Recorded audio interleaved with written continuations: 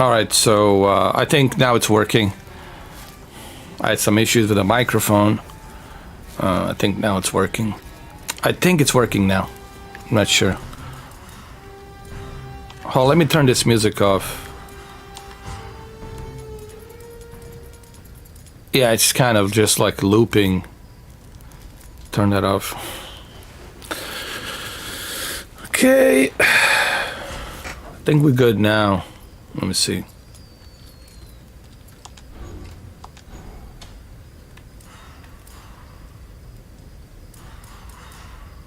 Alright, so Survivor versus Demon. What is this? Missions? They do have some missions. Let me see. You have to complete the tutorial before playing. Got collections. Okay. So this is Survivor versus Demon. That's what we're gonna play. But let's go through a tutorial first. Let's see.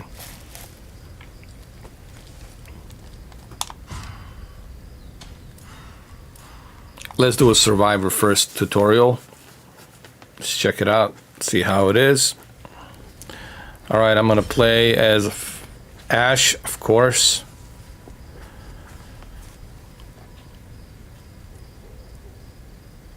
Hail to the king, baby. I'm ready.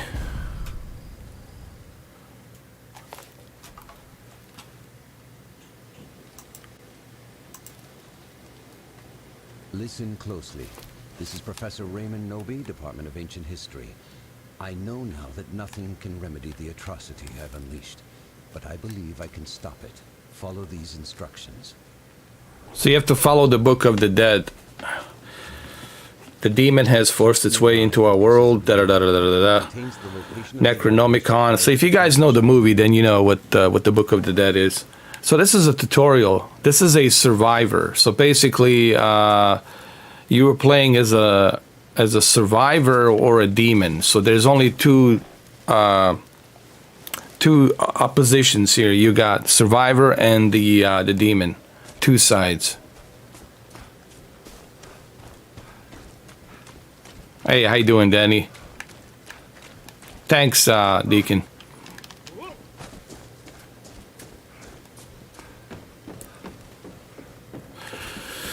So this is a weapon rarity. This is where you, I guess, choose what kind of weapons you want to use.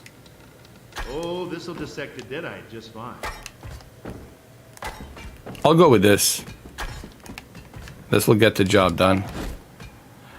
The game seems to be running at 60 FPS, which is good.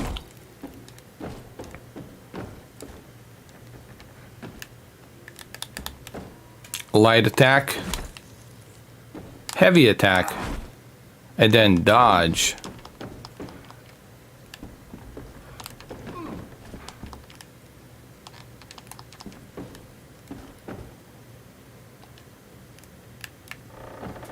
Okay, let's move on.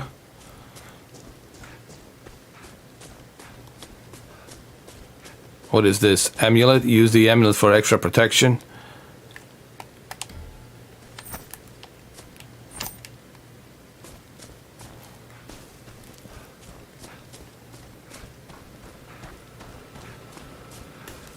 Turn on the flashlight.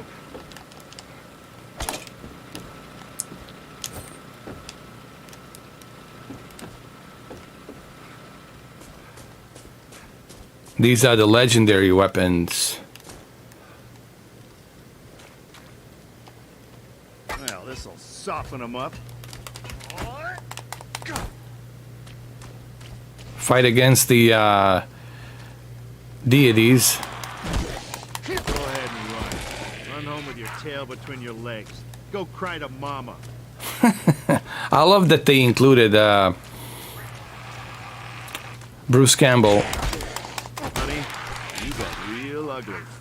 voice in there.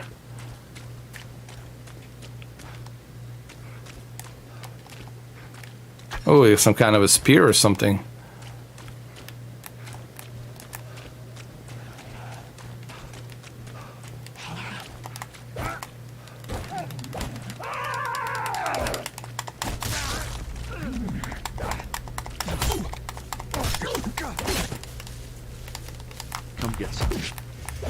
Ooh, nice. I love these attacks, these combos that they have. Pretty cool, man. So you press the left thumbstick to run, and you press the right thumbstick to execute some of these kills. And of course, the R1 and R2 to do medium attack and then heavy attack.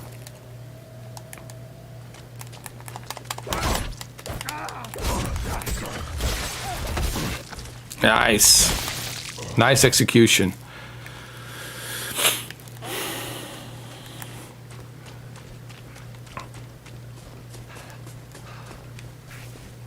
Search the house. Some more flashlight here. Ha! I made light. Let's see you primitives do that.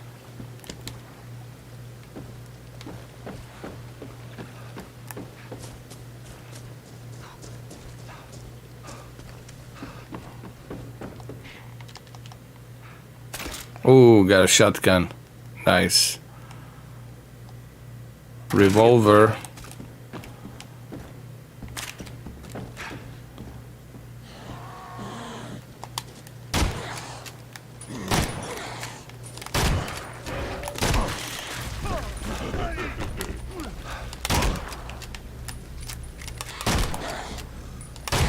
I love that it's running at 60 FPS. It looks very smooth, man. Hold on, gotta reload. You gotta give the game at least that it's running at 60 FPS. Hold on, gotta reload.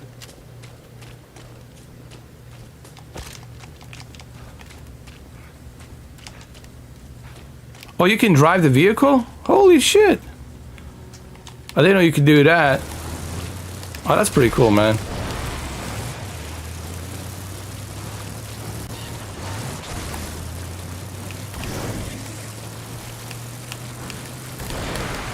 Give me some sugar.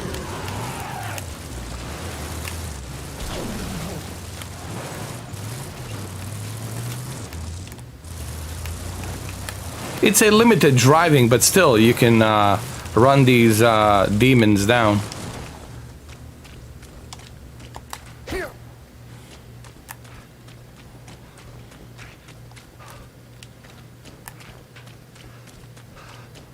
Find the pieces of the map.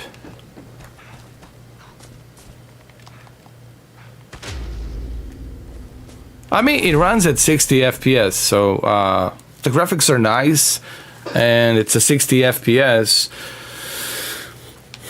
Looks pretty good.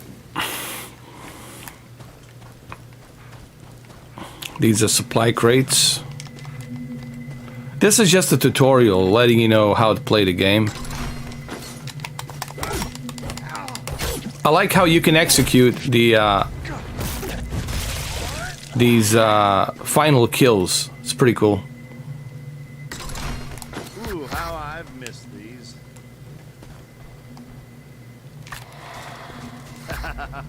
There's no stopping me now. What is it, a map?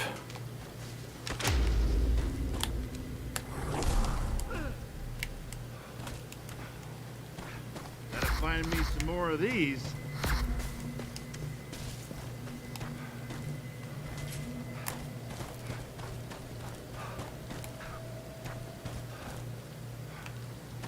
Oh, the Mud Runners made the game. Oh, that's cool. So when it comes to forest, they're very familiar.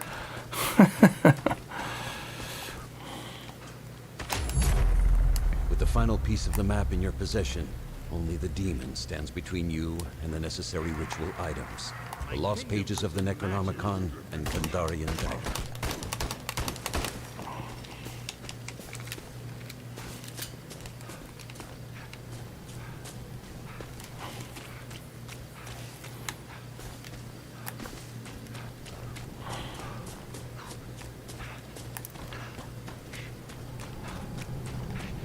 What is this?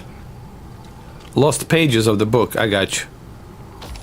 So that's what you're supposed to collect, the lost pages of the book. Necromonicon. Necromonicon, that's what it is, you know, the book. The Book of the Dead. Necromonicon. It's been 30 years, what, 40 years? You have activated the Kandarian dagger. Since I seen the movie, Evil man. spirits will sense their imminent doom and attack accordingly. Your team now holds the Kandarian dagger, an ancient weapon carved from human bone.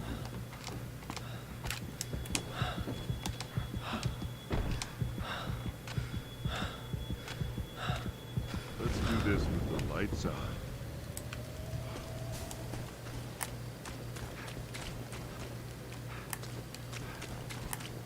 Hold on, I forgot the...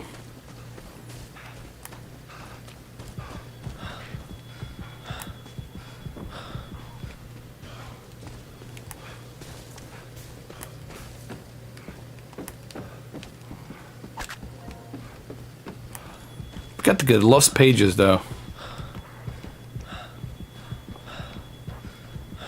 Oh, there they are. So that's what you do basically. You collect the lost pages as you are fighting the demons. When you play the survivor, The survivors have begun to collect the lost pages of the Necronomicon. Be vigilant. Spirits of the book How's it will going, stop Ed? at nothing Hey, to how you doing, halt this Cameron? process. I'm doing pretty good. How about you? I'm a little bit tired, man. Been playing that Metal Gear yesterday for 12 hours, bro. That fucking game drained me out, bro.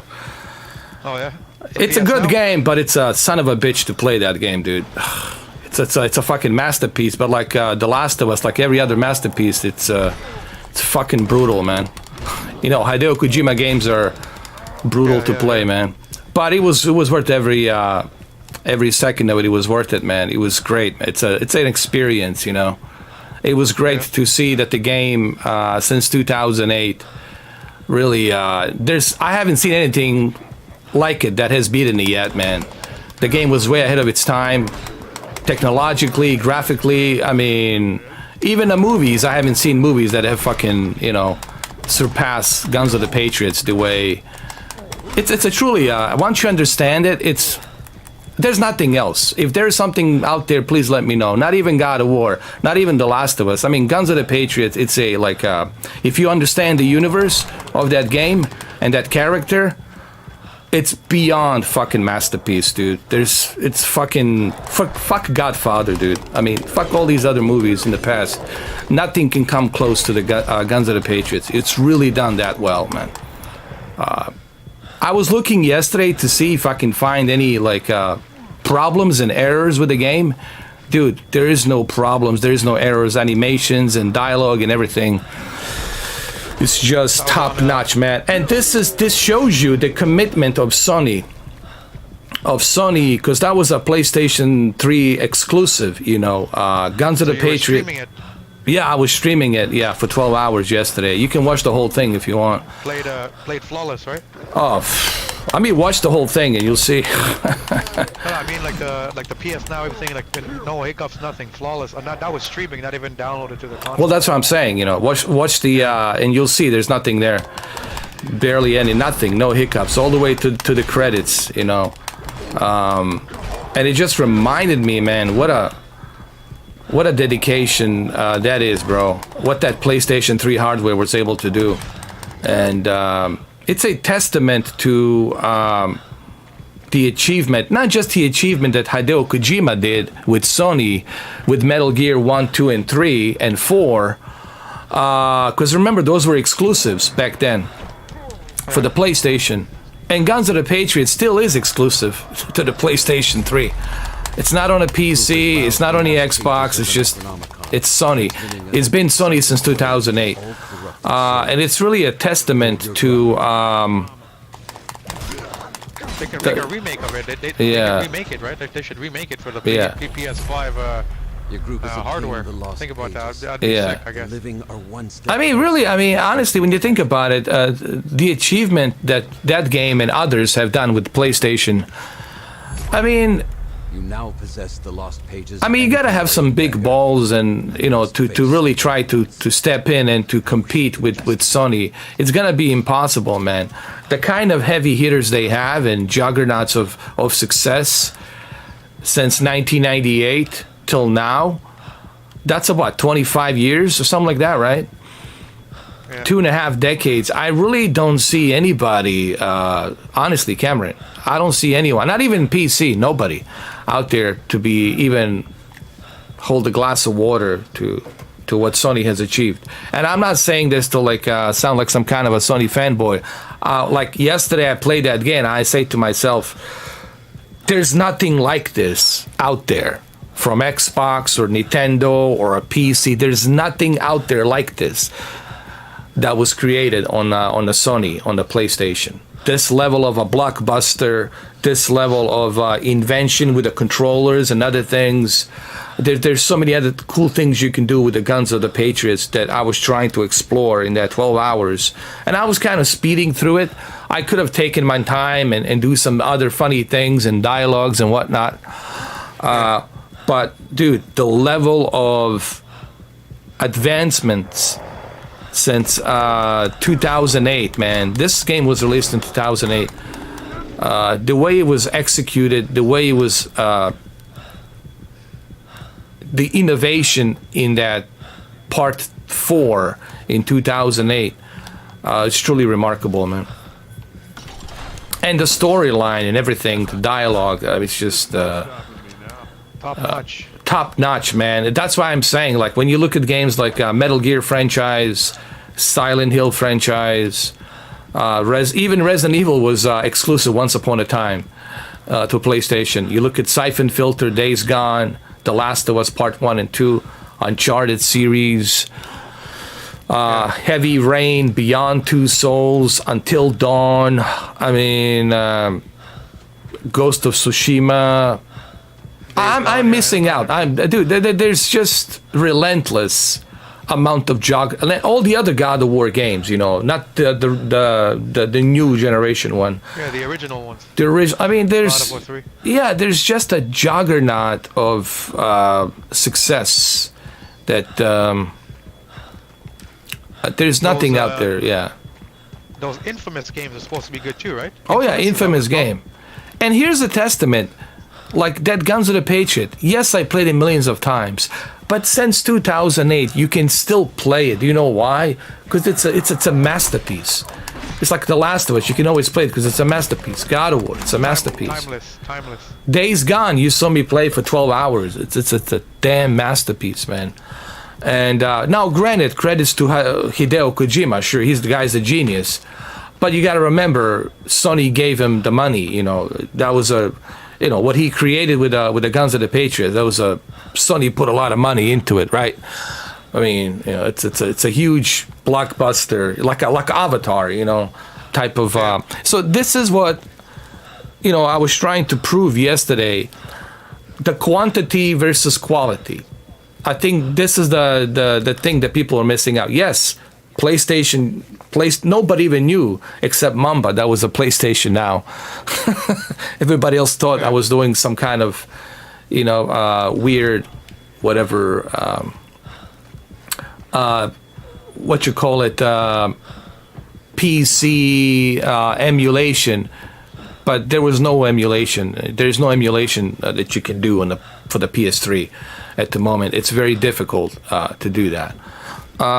So nobody even knew that it was on PlayStation Now until I think Mamba mentioned it to somebody while I was playing, and that shows you the commitment of the cloud service that they have for 12 hours. Not one single hiccup, not one single issue, not one single problem. And again, getting back to quantity versus quality. Quality, it's important. Quantity doesn't mean anything. Like I said, you can put 3 million quantity, you know, games, but what if I have no interest in them? It just means nothing to me. It's like a bunch of trees, you know, in a forest. I could care less, right? None of them stand out to me. They're all just a bunch of trees, right? Now, if you have something like a Guns of Patriots or The Last of Us or the God of War or Heavy Rain, those games, they stand out, right? Or Days Gone. Those games, they stand out. And or even Spider-Man, right? They stand out and you see it. How are you liking this game, Evil Dead? I'm still going through a tutorial. This is just a tutorial. I haven't finished the tutorial. It's a multiplayer only, basically. So what does that mean? It's only online? Yeah, and Okay, so- I'm trying to figure out whether or not it's worth it. $40 for multiplayer only. So I'm trying to give you. $39.99 American, right? Yeah. Yeah, it's $53 Canadian here. Yeah. I looked at it. But I seen the trailer. It looked pretty cool. I mean, it runs at 60 FPS. I mean, it's got some cool moves. I mean, if you're a fan of the movie, I think you're gonna really enjoy this. You play. There's two different sides. You got the survivor, which is the characters, human characters. And then you got demons. Yeah. So And now- right now you're doing like a training part. Then you'll play with the other players. Yeah. Okay. Which kind of makes sense, so that way you understand how the game's being played. So before the you, combat. yeah. But the graphics are good. It's Unreal Engine and 60 FPS. I mean, it looks pretty cool. But my only thing is, like I was mentioning earlier, Cameron, is I'm not so sure if any multiplayer game warrants. It shouldn't be above $20. I think. If you're gonna make a multiplayer only game, it should be like a 20 standard, in my opinion. But again, this is yeah. This game is on Xbox and PC too, or just PlayStation? Oh, it's on the Xbox and the PC. Okay. Yeah, and it's also on the Steam Deck as well. But you're gonna have to download the Epic app, Epic Store app, and then you gotta download it on the Linux desktop. Nothing sucks up evil like a And then after that, you have to download the Windows executable app software to extract and unzip that Epic Store application. Yeah. So now for the PlayStation, now you gotta download the Windows. You gotta get that adapter, plug it into the USB. It's a bit of a headache to install the Windows, because you do have to buy some stuff, So that's like a little bit inconvenient. You have to buy this adapter, plugging in the USB to your PC. I wish that they would have given you that option where you can plug in, and make it more. What you call it? I know that they have that USB-C to USB, Yeah. but I think for a Windows, see, you can't do that. For the Windows, you have to you can't see. What I'm trying to say is this: you cannot just use your USB-C to a USB and connect it to your computer, and then download the file and transfer the file from your laptop to your Steam Deck. They don't allow you to do that, not just yet. The only way you can download the Windows and install the Windows, it's through a USB flash stick, USB memory stick, and then you gotta use some sort of USB-C to USB adapter to plug in that, because there's no USB out on the Steam Deck, right? So you need the adapter. So basically, what you need to do, you need to purchase a USB-C to USB adapter, plug it into your USB-C on the Steam Deck, and then you shove in your USB memory dongle where you download your Windows. And then you have to go to a BIOS. You have to go through a BIOS Linux. Tell it to boot from the USB stick. From the USB stick, and then and then from there you go and you unpack it and go through the whole system. Yeah. Now, USB adapters, well, how much they are? I don't know. Like maybe $15, whatever, $20, right? Yeah, maybe even less. Maybe even less. It's not like crazy money. You can still do it, but it's kind of like it kind of sucks that they didn't include USB in there. Which or at least let you install it from the micro SD card, right? Yeah. SD. I was a bit surprised, and I mean I like everything about the Steam Deck. Don't get me wrong, but I'm a bit surprised that they didn't include at least 2 USB 3.0s. I know the price would go up. I know that, but it would be nice if they included that. instead of like a SD memory card, you can put it like an external hard drive or something, right? You know, or something else, or maybe in the future they'll do that. I don't know. Yeah. I seen it also has a quick resume like the Series X.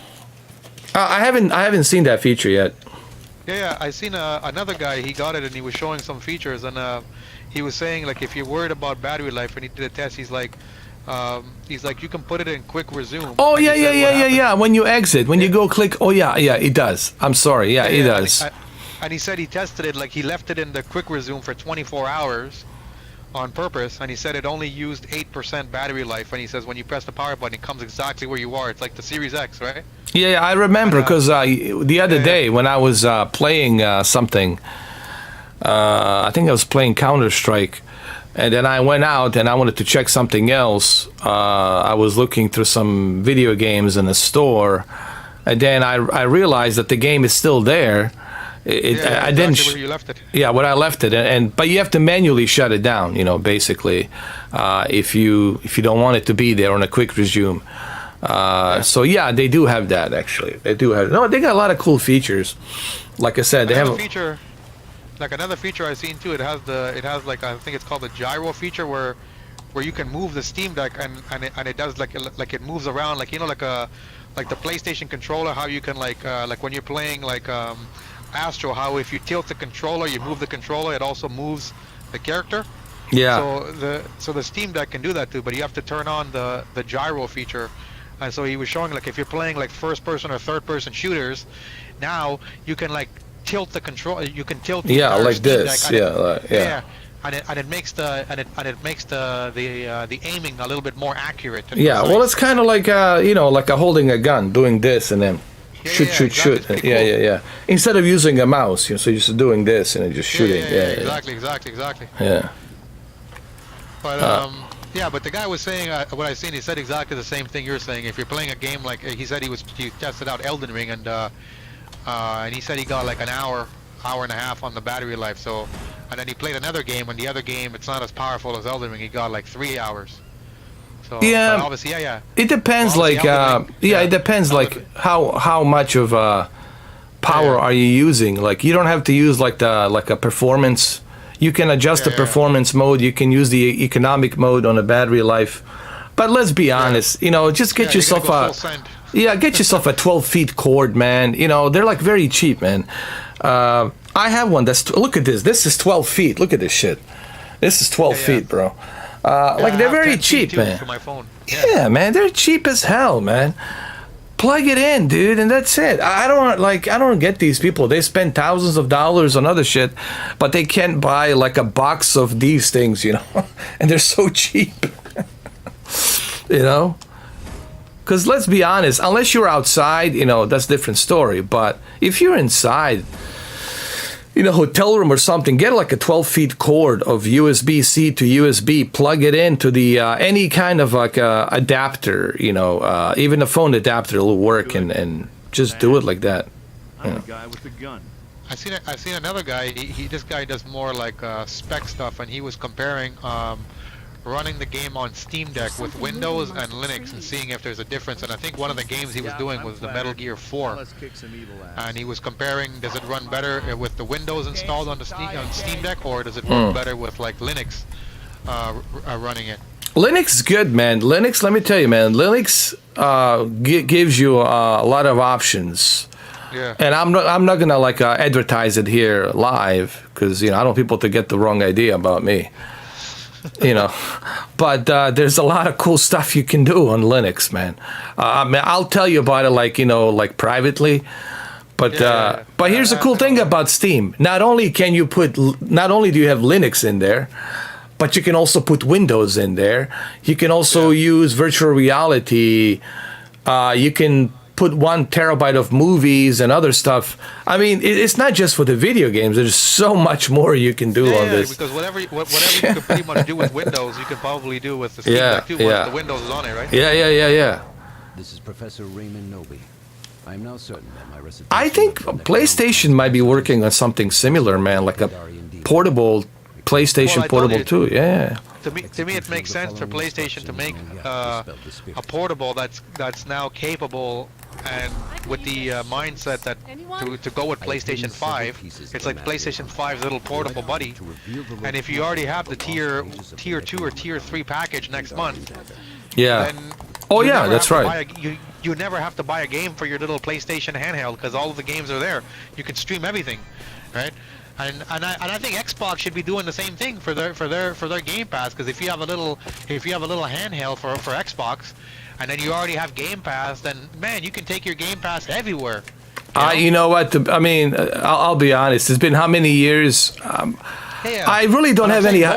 I don't have any high hopes for Microsoft. I'll just be honest with you, man. I really don't. I don't mean to be like this negative nanny, but they have disappointed me. Yeah. I mean, I'm gonna die of old age by the time they get their shit together. I mean, come on. But to me, the way the industry is going, like every company, Yeah. even Amazon and even fucking Stadia, Yeah. they could make themselves a little handheld and take advantage of that market, you know?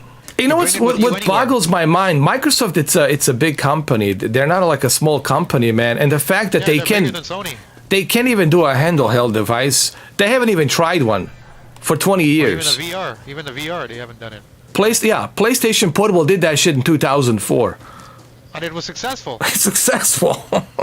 Yeah, PSP, PS Vita. PSVR, PlayStation Move, and all this shit they did, man. I mean, not to mention all the exclusives, and that's besides the point. So I mean, no one can win this argument, man, unless they are willing to ignore the facts, right? Unless they're being ignorant and they ignore the facts. But Microsoft just right now they're all about what? Just And find the next. not exclusives. They're about what? Just service. Quantity. Yeah, quantity and service. Like, what were these games we were talking about yesterday? Some whatever, some kind of Basically, they're boyfriend hunter or something. Boyfriend hunter, whatever the fuck it was. Game. Basically, they're games that are not memorable. That's Indie. pretty much what it is. Yeah, what was that And you know game? what I liked? Boyfriend hunter. What the fuck was that? Yeah. What was the name of And the you know game? what I Something like that. And you know what I liked about when PlayStation had PSP and I guess PS Vita, is that those little handhelds, they released like God of War, but the God of War was unique to the PSP, meaning that if you had a PlayStation, the God of War that came on PSP was like a whole different story. So it made you feel special having that PSP, because now you got God of War, like what is it, God of War Ascensions? Yes. Or whatever, that was only unique to that. So that was like a separate story from the God of War story that was on the PlayStation, right? So and I like the fact that they did that, because it gave you like a whole different feeling. You're like, holy shit, now I got something else that nobody else on the PlayStation had, you know. So they gave you like an even more exclusive type of a feeling. They're like, you know what, they didn't just regurgitate the game and say, it's the same fucking game, just you can play it on your portable. No, we're gonna give you a whole different God of War that is built for your little PSP, so you have like, your own little unique story, you know what I mean? And I like that. I think that was pretty cool. I mean, the only thing that I can think of that Microsoft has innovated was Kinect. And nobody really gave a shit about Kinect. So, Yeah. And they kept pushing that Kinect thing, Kinect this, Kinect that. And that shows you just how out of touch with reality they really are. Like, nobody wanted Kinect. Even in 2010, we told everyone at the Microsoft, hey, we don't want the Kinect. And guess what they did? They shoved it into the Xbox One in 2013. And I was like, dude, we don't want it. And we don't want to watch movies and TV shows on it either, man, okay? If I want to watch movies, I'll buy myself a, Blu-ray player. I'll buy myself a TiVo, or I'll get myself a subscription from a cable company, right? DirecTV, Dish, whatever. Like...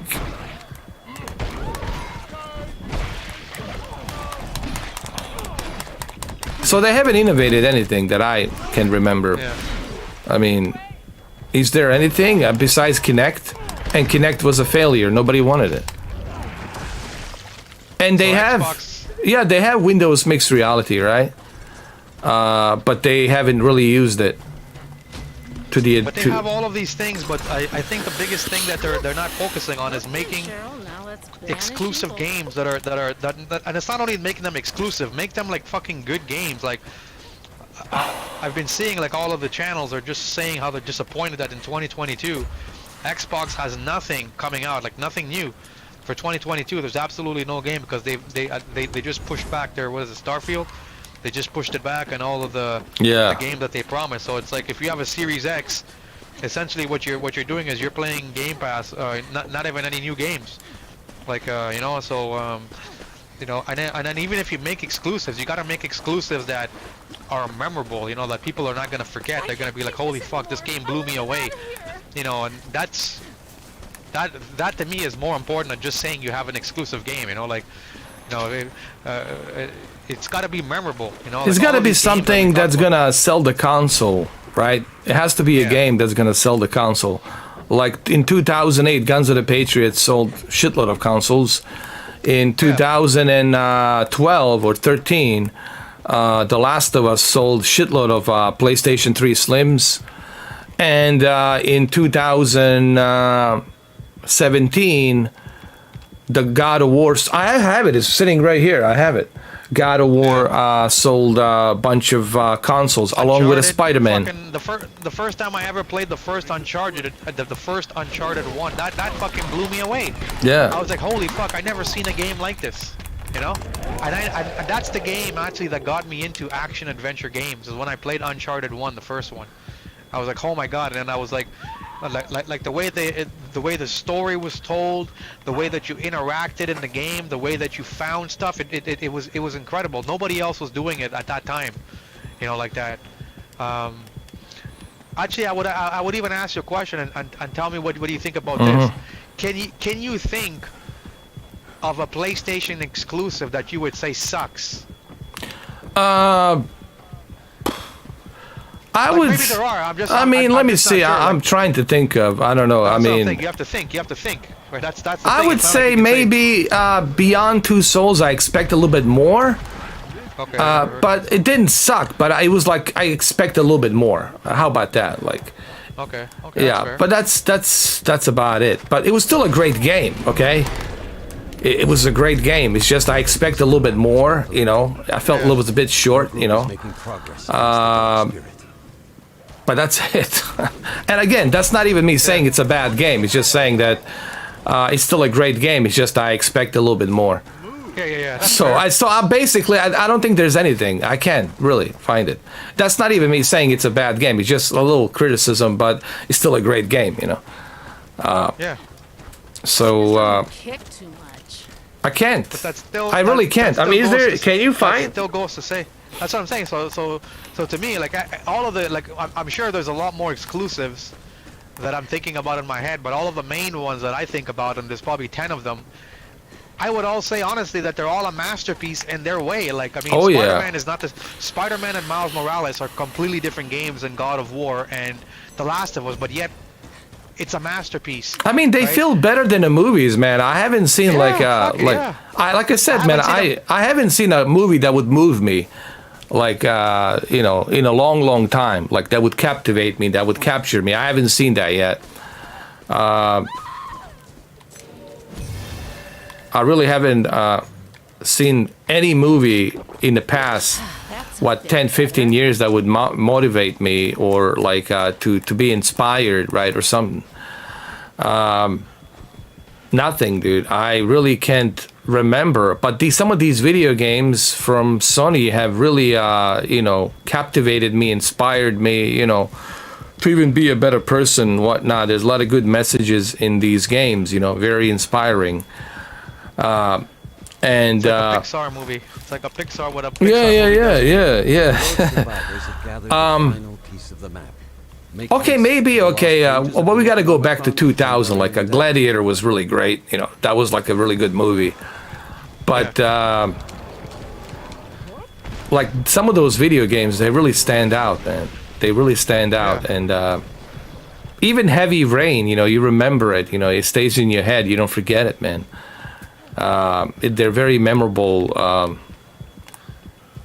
games. I don't even call them video games. This is a video game. It's an experience. Yeah. Yeah. Exactly. Okay, this is a video game. We're playing. Okay, you got to do this, you got to do that, you got to join your team and fight the demons, right? So you got a task. It's a game. What I played yesterday was an experience, a masterpiece. What we played with The Last of Us in Part 1, Part 2 is a masterpiece. What we played with the Uncharted 4 and the ending of the Uncharted 4, without spoiling it, it was a masterpiece, right? All of these games, man, even Miles Morales in Spider-Man, you know, it's a masterpiece because the way it was filmed. I mean, the way it was filmed, and I mean, I call it filmed. You know? Yeah. The way it was directed, it's like It's like a fucking movie. Oscar, like I would have given it an Oscar easily, man. Like here, take the Oscar. And when the video games are inspiring, well, actually, when the video games are better than the movies. Ooh, I'm a demon now. I'm possessed.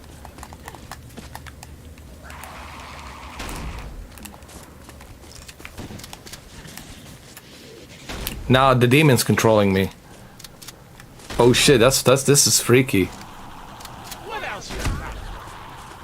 So another player has possessed me as a demon. And now she's killing my own team. Well, that's like in the movie, you know. Oh, okay, now I'm not possessed anymore. Summon your courage and stay bold. That's actually pretty cool. So you could be a demon and you can possess me, and then you can control me and kill my team. See, not bad. It's a 60 FPS running smoothly. Initiating a period of battle against the dead. Remain close to ensure its collection. How do I feel about this game? Here's what I'm gonna say, honestly, Cameron. It's good for a multiplayer. I mean, it runs smooth. There's no issues, and it's fun, you know. But let's be honest here, Cameron. No one should go above $20 when it comes to multiplayer only, right? Yeah. Yeah, I think $40 is too much, you know.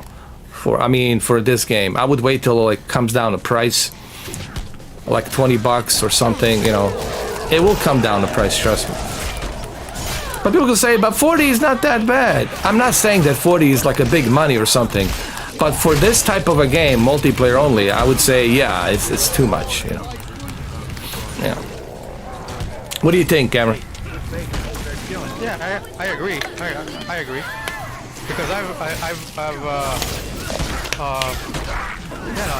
you're right. For a multiplayer game, that's right. Because what is it, 60 or 70 for a full game? Yeah. And that's a AAA game, right? Too? Yeah. So. Now, if there was a single player story here, right, and Yeah. okay, and it's like a very lengthy single player co-op story, then yeah, you could, then fine, all right, cool, $40, not that bad. But this is a multiplayer only that you know, solely depends on a server, right? And if the server is shut down, well, there goes your $40, right? This game, it's worthless, right? You can do nothing with it. And that could easily happen, right, if there's not enough people playing it, correct, right? That's true, yeah. I mean, look at some of these other companies, like a Blood Hunt, Vampire Blood Hunt. It's free. It's free, and then, you know, it's a multiplayer only, but it's free. It's a battle royale, and then you can choose, right? If you wanna. Tsushima Legends, it's actually free too. Yeah. And I put like 1,000 hours into that thing, and to me it's incredible, and they give it to you for free, Sucker Punch. I think every multiplayer game should be free, and then you can buy add-ons and season passes, right? All this other crap, right? Yeah, if you want to, yeah. Yeah. It should be free, man. Like Fortnite. Fortnite is free, but you know, of course, you gotta buy other shit. I think that should be like a standard, in my honest opinion. But I know this is a movie license, and you know they're trying to whatever, right? Yeah. I get that, and they're trying to make some extra cash. But you know that brings us back to that cash grab scenario that has always been there, right? You know, let's make a money off of a movie license, right? And they have been failures in the past, right? With the movie licenses. Game to movie license. Scarface was actually okay. Actually, it wasn't that bad. I remember playing a Scarface on PlayStation 3. Or PlayStation 2, I'm sorry. I liked it.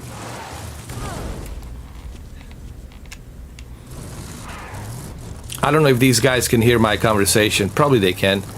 Sorry guys, we're live streaming, you know. We have our opinions. We're not shitting on Evil Dead. Actually, we're huge fanboys of Evil Dead.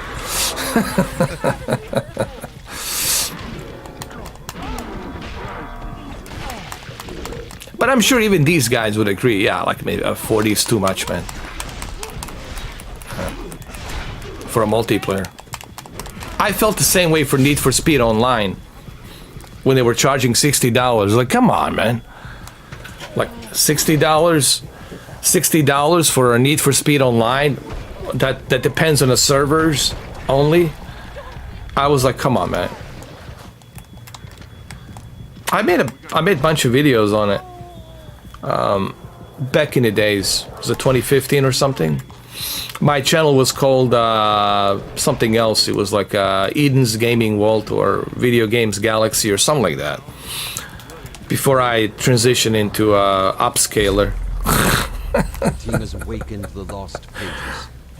It's funny, someone told me the other day, every time somebody mentions the 4K, they think of me. Or if somebody mentions the upscaling, they think of me. Isn't it hilarious, Cameron? Yeah. We got a trophy, nice.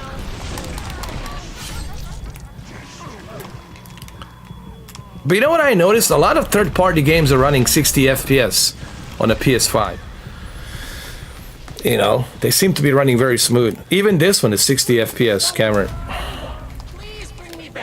Yeah, it looks pretty good. Yeah. And we're not even seeing how you're seeing it too. Yeah, see, that's the thing. I always try to tell people, man. Like, you know, even with the Steam Deck and everything else, you really can't see, because the YouTube has to compress that video. They have to compress the bit rate and all that stuff. You're really not seeing what I'm seeing natively, you know. That'll teach you. Then people say, well, what's the point of doing these videos? It's to give you my feedback. That's the point. Yeah. And then if you don't believe me, well, there's nothing I can do about that, right? You know, I mean, I'm not gonna try to convince you, you know.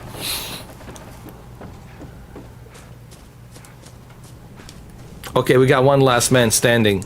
Demons are coming after him. This is like Left 4 Dead. No, actually, it's like a Friday the 13th. Have you ever played the Friday the 13th?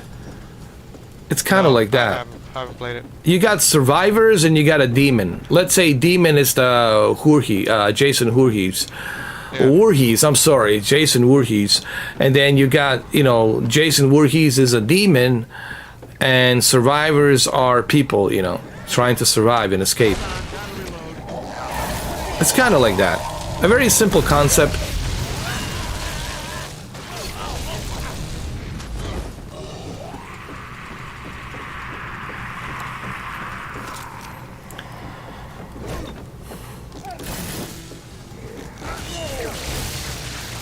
I haven't seen any bugs. It looks runs very smooth on Unreal Engine.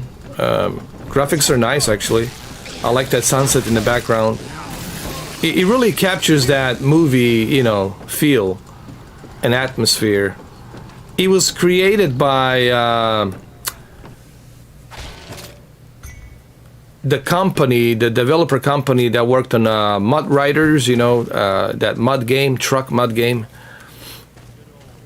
You know which game I'm talking about, Cameron? Yeah, I think so.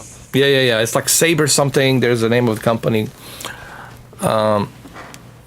I think Deacon knows. I forgot.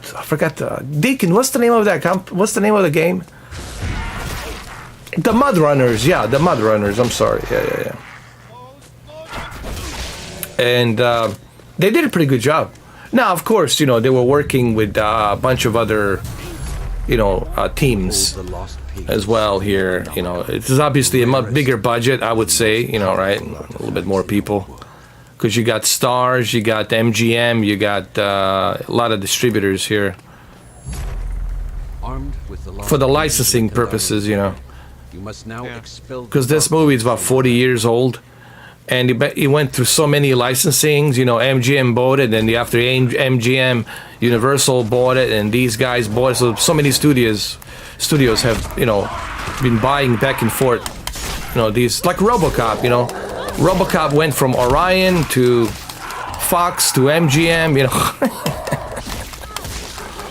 That main actor, he's been milking it. He's still in it, even in the game, right? Oh yeah, dude. This is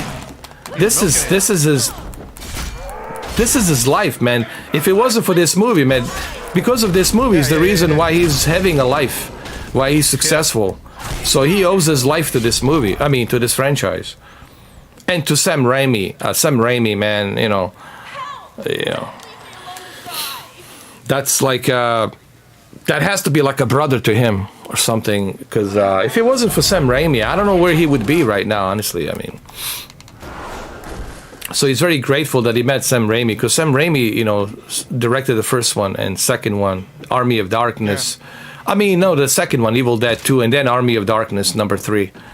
Sam Raimi also directed Spider-Man, you know, the first 3 Spider-Mans since 2001. And also, he just finished promoting that... Doctor Strange. I heard it's really good, actually.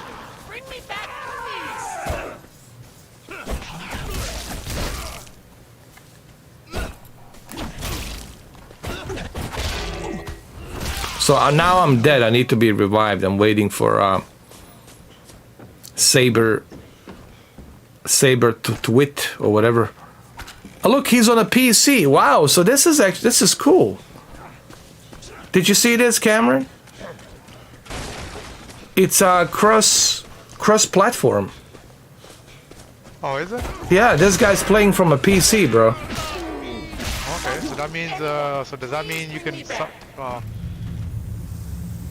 that means I can play from Steam Deck with you on the PlayStation, yeah. Not bad, right? Yeah. Alright, so that's pretty cool. But still, I stand by my statement. No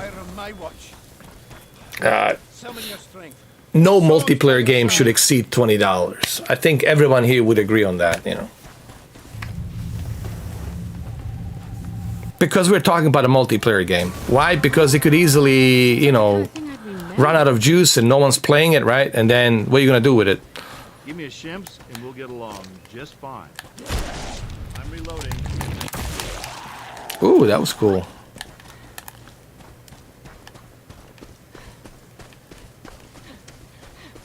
Bruce Campbell's been very busy promoting this game, dude. Him and his son. I find out his son, Andy Campbell, he's like in his 20s. He's playing this game. He's got a YouTube channel, bro. So his dad was there, and you know he was picking on him, and you know it was funny, man. It's like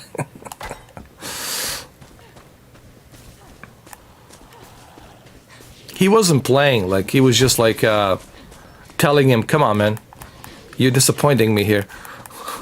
Make your dad proud."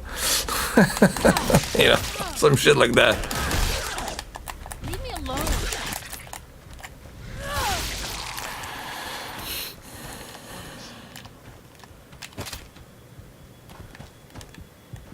I mean, it's smooth. I mean, I gotta say, this is probably the smoothest multiplayer experience I ever had, like on day 1 or something, or day 2. Yeah. I gotta give my credit for that they really have put a lot of effort to make sure that the game runs. Got the demon.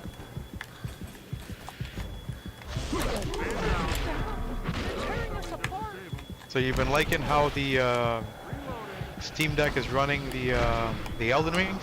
It's flawless? Oh man, it's just perfect. On a high settings, dude, it runs like flawlessly. I mean, and high settings are, it's pretty demanding for a Steam Deck, but it runs so good, man. Yeah. I was measuring like a 38 frames to 40 frames per second, which is pretty darn good on the high settings, man. I'm very impressed. Look, I'm impressed with Steam Deck, man. It's very impressed. And I still got a bunch of stuff to do on it. Play God of War, and actually God of War, you can download it from a Steam directly. You know, you don't have to go through any hoops. You know, just go search God of War and play it there. Days Gone is there. So all the games that are certified, you can just download them directly on Steam, right? Ace Combat 60 FPS at high settings, fucking amazing. Counter-Strike 60 FPS flawlessly. Ace Combat, what is it? Is it a game or a simulator? Oh, it's an arcade, like a Top Gun Maverick thing. Okay. Okay. It's a lot of fun, like an arcade Top Gun type of game. How do you like the graphics? Oh, it's good. Graphics are really good, man. Would you compare it to Flight Simulator, or it's not comparable, or Flight Simulator is another level? No, Flight Simulator is definitely another level. It's more realistic, obviously, but this is pretty good, you know, for like an arcade feel to it, you know. But they're two different types of games. This is more like arcade, fun. And the other one is more like a simulator, you know, try to be more realistic. My biggest problem with the Flight Simulator is all of these microtransactions. You know, you have to pay 40 for an airplane or 60. That's expensive. I thought it would be like fucking $3 or $4. Yeah, that's okay. Yeah, man. $40 is crazy. Yeah, Flight Simulator is expensive, dude. That's the price of this. That's the fucking price of a game. Yeah, I don't want to pay $40 for an F-14 Tomcat. I love F-14 Tomcat, but I don't love it to the point where I want to pay $40. You know. I think you can only use it on the PCs, not even on the Xbox version, right? Yeah, you can use it on the Xbox, but you cannot fire the rockets. You cannot, use those flares, to stop the missiles. You know, it's not like you're getting like a fully working F-14 Tomcat that you can use the missiles and all that and shoot some rockets, and it's just okay. $10 I can handle. $10 I can handle that. $10 I can handle. You know, what I mean, I'm not gonna cry about that. But $60, I've seen one that's like $90, dude. They have this professional something airplane that's like $90, dude. Crazy. Close to $100, you know. Yeah, so that's my only, and then you have to buy these, airports, handcrafted airports. It's like $30, $40, $60. All that shit adds up, bro. You want to buy liveries? It's a $15. You know, it's like, come on, man. Yeah. Yeah, you're gonna be spending like $600, $700 a month. You know, just on the fucking, Yeah. Yeah, it's too expensive, man. That's the only issue I see with the Flight Simulator. They need to figure out the way to lower the prices down on these airplanes, man. You know, that's where I'm being turned off right now. To be honest with you, Cameron, that's what turned me off. I used to play Flight Simulator, but now I'm getting turned off. You know, now my dick, it's not hard, it's soft, because definitely getting Microsoft right now. Because of the money. I mean, really, come on, dude. I mean, you do the math. I mean, it's $800 a month. I mean, fuck, dude. You can spend. I'm not kidding. You could spend $400 a week alone when you go through all the Microsoft store. You want to get this. You want to get Australia airport. $20 here, $20 there, $60 here. You want to get that weather system better. You want to get those instruments. All that shit adds up, bro. Liveries, right? Yeah. And then the airplanes, $90, $60, $40, $70. Come on, man. They're taking a piss, you know. It's too expensive. You know.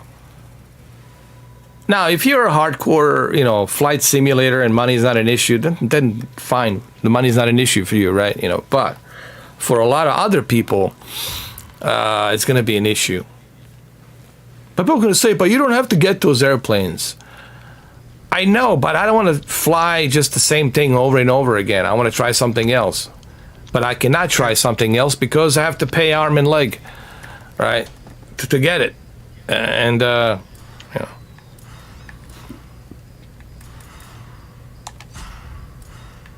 Oh, so they have different type of options here. You got survivor versus demon versus player. You got play as a survivor, play solo. And then, okay, so they do have a play solo. So you can play versus AI. So they do have that. So, okay. And they have a private match where me and you can play. Let's play as a demon. I'm going to play as a demon. All right, so they got some features here. All right, so we're still on this debate of $40. By the end of this live stream, I'll definitely give you my honest opinion if it's worth $40. Like I said, opinions are due to change, but for some people, Cameron, that seems to be like you shouldn't do that, right? Yeah. It's a sacrilege, right? If you do that.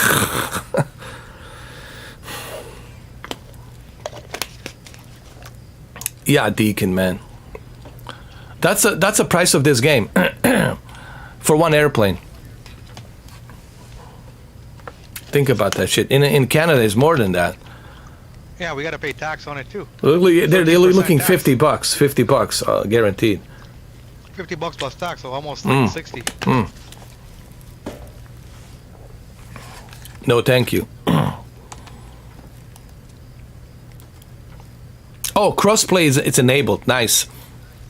They have a crossplay. You see it down at the bottom? See it right here? Behind me? Okay, I see it. Yeah.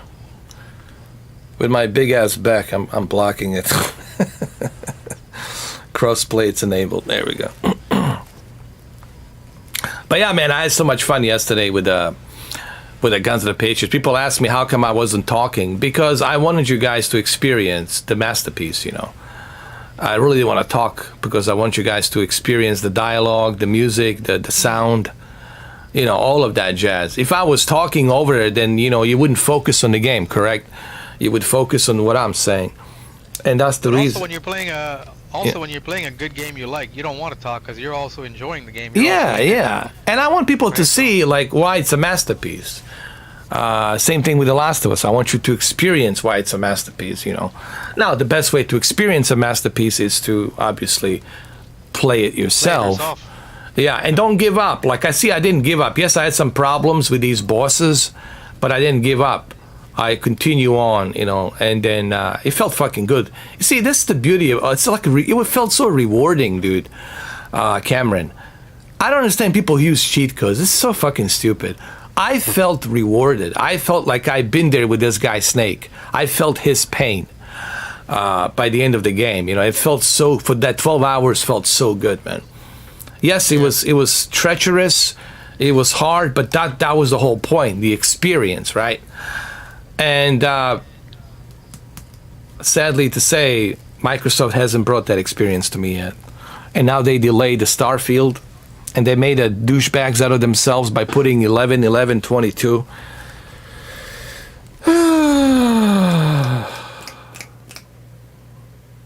I think I saw my. I think some of the Xbox fans have dropped the the membership, and they unsubscribed. No, they're probably, let's be honest, they're probably disappointed too, because we have Xbox Series X, and we want to see good games for it. Yes, we want. Right? Give me a reason to turn it on. Give me a reason, right? Give me listen. Give me a reason. I'll turn it on. I'm sure you'll turn it on, but give me a reason. Yeah. Sure. I mean, I don't care how powerful it is. It could be the quantum speed in there of GPU, CPU, and memory. I don't care. If you got nothing to take advantage of it, to give me something, it's like a monolith, right? It just sits there. Yeah. I have a reason to turn on my PS3 to play all those PS2 games and PS1 games, right? And PS3 games. That PlayStation 3 fat. I got a reason to turn it on. You know. I got a reason to turn on my PS4 Pro because of the PlayStation VR games that are there. You know. I have a reason, you know, because I don't have the adapter for my PS5 yet. But you can play Flight Simulator. Dude, I've been playing Flight Simulator for 2.5 years. I mean, okay, I've flown everywhere. I got over 800 hours, you know, I mean, been everywhere. I even went to Antarctica, you know. Yeah. But you gotta give us something, man. Something unique and new. Innovative. Something that we haven't played before. Something that no one has played. Something that would make even Sony go like, oh my God, congratulations, Microsoft. Yeah.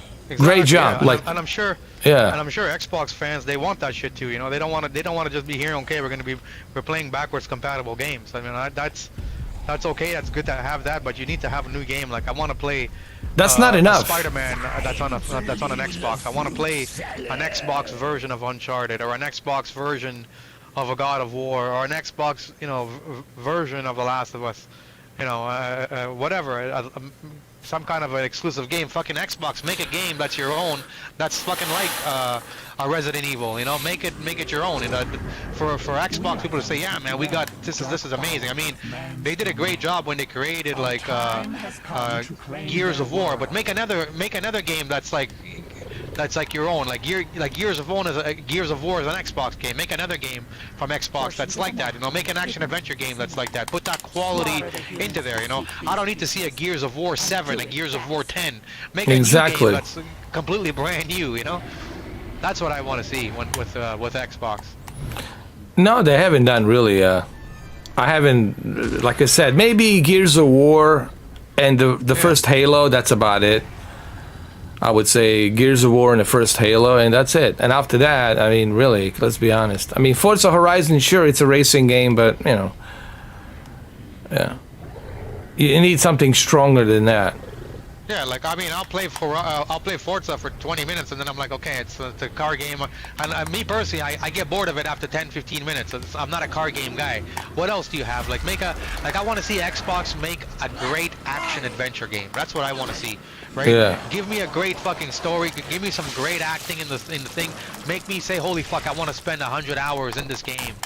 You know, or do the same thing for an adventure game. Do the same thing for an action game. Do the same thing for a horror game. You know, that's what I want to see. You know, I don't want to see another fucking Forza 6. It's the same thing as Part 5. You're just telling me that you're adding some ray tracing here and there. I don't give a fuck about that. Yeah. Right? I mean, it's like it's a racing game. You know, it's just it's you driving cars. You know, that's it. You know. Yeah, same thing with the Gears of War. Yeah, it's a great game, but fuck, I don't want to see a Gears of War 7, 8, 9, 10. I want to see a whole new game that's completely built from the ground up, something exclusive, you know, something that's never been seen before. Like it's you know, something forget what's the word I'm trying to use here. You know, something unique that I haven't seen before from Xbox. Give me a reason to say, holy fuck, you know, I want to play this game. You know, well, like the story felt short after the third one, after Gears 3. Yeah. I don't think there was anything that I would say was worth playing on the Gears 4. Gears 4 just felt like a rehash of what we already been through. Yeah, all they're doing is adding slightly better graphics. I don't give a fuck. Give me something that is completely brand new. Like, who knows? Maybe this Starfield is gonna be that, you know. But they fucking delayed it, so we don't know. Yeah, I mean, we don't know. I mean, really, we don't even know how it looks like. We don't know nothing about the game. I mean, I'm just like, we'll just. If I didn't do, it doesn't mean shit to me. It might come out and you might say, "Oh, fuck this game is a fucking multiplayer only. It's only worth fucking $20." Yeah, we don't know. Or it could turn out like a Cyberpunk, you know, like be like, eh. Yeah. So, demo. Listen, man, you gotta. You know, this is what we talked about. The demos. Demos are very important. To convince people to pre-order something, to convince people to buy something, you gotta give people a demo. And when you don't give people a demo, that shows me you're just in it for a quick cash grab, right? And that's what you're all about, you know. You don't care about, like, people wanting to have something better or give people what they want or to improve it. So this is something that it's still the issue. I think it might change with PlayStation. What you call it? That tier 3 premium. When you get to start to play games for a couple of hours, that will give you a good idea what the game it's about, and should you play it or not, should you buy it. Exactly, that's more than enough, yeah. Play the game for a couple hours, you don't know if you like it or not. Even this game, let's say you play for a couple of hours, it'll give you a pretty good idea whether you should get it or not get it, stuff like that,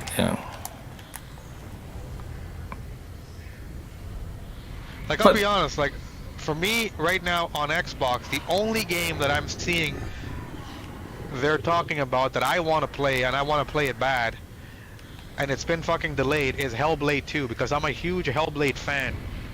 I've beaten the game over 7 times, 4 times on Series X, 3 times on the PlayStation. I've even got the Platinum Trophy for it, so I love the Hellblade game. Now, I've seen the trailer for Hellblade 2, and it looks, I'll even go as far as use the word, it looks like a fucking masterpiece. But I haven't played the game yet, but now the game has been delayed, right? But other than that, I want Xbox to give me games like that. Like, when I seen Hellblade, I want to play it, I have to play it, I want to buy it, right? Now, that's what I want Xbox to give me more of, games like that. Like give me that feeling where I'm like that, you know what I mean? That's how it is for me. Halo is good, okay, but I'm not a Halo guy, so if I'm not a Halo guy, okay, what else do you have, right? That's how I am, so... They only have 2 exclusives right now, honestly. Yeah. And like with PlayStation, okay, if I don't like fucking God of War, okay, I got Spider-Man. If I don't like Spider-Man, okay, I got so many different variations of different types of games. It's not all first-person shooters. Like, okay, what if I don't like first-person shooters whatsoever? Then what the fuck? If you're telling me like your exclusive is a first-person shooter, and if I don't like first-person shooters, then I'm kind of fucked. Yeah. What I like about PlayStation is that there's everything for someone. You know what I mean? If you don't like fucking like if you don't like God of War, but you're a car game, well, you have Gran Turismo 7. You have a Gran Turismo, right? If you're not a God of War guy, but you like the Spider-Man, you got the Spider-Man. If you're not a Spider-Man, but you're more of a Days Gone guy, you have a Days Gone. There's so much variety, and that's what I like. I'm finding with Xbox, they don't have variety. Everything is oriented too much around first-person shooters. I mean, there's nothing wrong with that. Yeah. It's just, what if that's not your cup of tea? You have to be able to make tea for everybody, right? And I want you to make great tea for everybody, not just say, okay, we're gonna make an action-adventure game, but it's gonna be, mediocre. It's gonna be like a fucking $20 game. No. I want you to put some fucking James Cameron type of funding in the fucking game and give us a game like that, you know what I mean? Like, that's what I want. They haven't done that. They haven't done that yet, so... Like, I want Xbox to make a fucking Game of the Year game. I want them to do that, okay? I don't give a fuck if Sony makes the Game of the Year or Nintendo makes it. I want a fucking Game of the Year type of game. Every time I buy the game, I want it to be like that. That's what I want, and I think every gamer, that's what they want. They don't want to just buy a game and they're like, Well, I've been trying to find something to play on the Xbox the other day, and I'm tired of Flight Simulator, blah blah blah. I don't feel like flying, and then I couldn't find anything, really. Yeah. I mean, I found some indie games no one cares about. I mean, I could care less. There was really nothing that caught my interest. I went through a PlayStation now. I found a bunch of stuff to play, Look at this fucking game that PlayStation gives you for free, the Astral Playroom, because Deacon mentioned it. This game is a fucking amazing game. It uses the controller to the max. The sound is incredible, but not only that, the game itself is fun. You give it to any adult, they're gonna feel like a kid playing that game. It's fun. It's like Legos, but more like it's free. Yeah, and it's free. And that's what I like about fucking Sony. Like they make games that are fun to play for all ages. You feel like a kid again. Exactly. That's what I like. Even the fucking Ratchet and Clank. I bought the new one. And I fucking loved it. I was like, oh, the graphics are amazing. I mean, it's not even an adult game. It's a kid game, but it's fun. The story is cool. I enjoyed my time. I didn't think like, oh, I got ripped off. I enjoyed playing the game from the beginning to the end. Well, that's what it's. 44 years old. That's what it should be, man. It should be a reason for you to buy a console, or any device. What's the That's point? the same type of feeling I got when I used to own my Super Nintendo as a kid, and I had every game I played, I loved it, and that's what I want from beginning to end. I want to be immersed in the game. That I don't want to just like somebody had mentioned, PlayStation gives you too much cinematics. I fucking love those cinematics. Dude, The I cinematics enjoy give that, you, like, a man. great movie. Yeah, I don't want to just play a game for the sake of playing it. Then I fucking like when I see people play Fortnite, there's nothing to the game. It's just you're just fucking running around shooting. There's no story. There's nothing. Like I'm not into those type of games, right? Like Well, if you look at Guns of the Patriots, yes, there's a dialogue, there's a cutscenes. Yeah, but it's a great story. It's telling It you a is, great and you story. care about these characters, dude, and you want them to survive. Exactly, and without that, you're just playing a game for the sake of just moving the character around and shooting. Exactly. Like that to me is the same. It goes in the same analogy as people who like shit movies, right? Great movies are built with great acting, great directing, great storyline, and great games have the same type of flavor, but in a video game version where they're telling you a great story, and you're going through the story. Your character is evolving with the game, and you're also watching your character develop whatever story it's doing. Like when you're playing Spider-Man Miles Morales, you're seeing Peter Parker evolve into Spider-Man. You feel it when you like that chemistry that the game gives you between Peter and Mary Jane. You know they both love each other, but they're afraid to tell each other that until the ending when they realize they still love each other. And same thing with Miles Morales. Like when you play Miles Morales the fucking game, you see Miles go from a kid to becoming a superhero, and the game, the way that Sony did that with the storytelling and those cinematics is they put you in there as a kid who's just like a cocky little kid. You learn from Peter, but you become your own superhero because of these events, and that's why cinematics, great storytelling, great acting, and obviously people who know how to write great story put it out all together, and that's why Miles Morales is to me is a fucking amazing game, And that's why I want to play Miles Morales too. That's the beauty of these AAA games is they give you that movie-like experience. And this is something that Sony's been doing since 1998, man. Yeah. They've been doing this for a long time. I'm reading what Deacon says here, and in The Last of Us 2, that cinematic when they kill Joel, that is what makes that game so controversial. So like if they didn't have any cinematics, the game would have probably been a good game, but it would not have had the same impact, right? Of course. When you've seen fucking Ellie, they shoved her fucking face on the ground and the guy's stepping on her fucking back, and all she can do is watch them beat the shit out of Joel, and then later on in the game when Ellie's going after them and she has the fucking pipe in her hand and she finds the fucking girl and the girl refuses to tell her, where the fireflies are, and she beats the shit out of her. Like all of those scenes are needed, or even like the scene with fucking Ellie and Abby when they're about to fight each other and then they're talking. Like all of those things is what makes the game so fucking memorable, right? If the game just had fucking you running around shooting, it would not have been the same thing. Those cinematics make the game have a whole different impact than what they are. And to me, that's what great story. Same thing with God of War. If you're just running around in God of War fighting, yeah, it'll be cool. But the fact that you're seeing the cinematics of Kratos talking to his son, and in the beginning he's like, you're a fucking piece of shit kid, whatever. I don't, you're like a bastard child. But eventually, in the cinematics, Kratos is starting to learn, holy shit, this kid is my son, and I love him. And you're seeing the evolution of Kratos and his fucking son come together, and by the end of it, Kratos loves his son. You know what I mean? He realizes, holy fuck, like I love Atreus, right? And those cinematics that when you see Kratos looking at his son, and even when his son gets hurt, that's when you realize he goes from Kratos to becoming a father now. You know what I mean? That's people who complain about the storylines. They are just talking out of their ass. They don't know what the fuck they're talking about. Every game has a storyline, and every game will have a storyline. Unless you're playing a Pac-Man or a fucking Tetris. So these are just people who are fanboys, and they gotta find something to bitch and moan about. But people who understand and appreciate the art and the story and the emotions that certain games bring, they're gonna appreciate that. And I do, like, you know, like yesterday, I spent 12 hours playing that Guns of the Patriots, and I remember why I appreciate the game. Now I know. It just became very clear to me why this is a masterpiece and why everybody gave it a 10 out of 10. But it's something you have to play to appreciate. Even when you play that first God of War, when God of War 1 first came out, the very first one, what is it, like fucking 2001, something like that. And I remember one of the first things you've seen is when they show Kratos on the fucking top of the mountain and they're playing that fucking mythical music.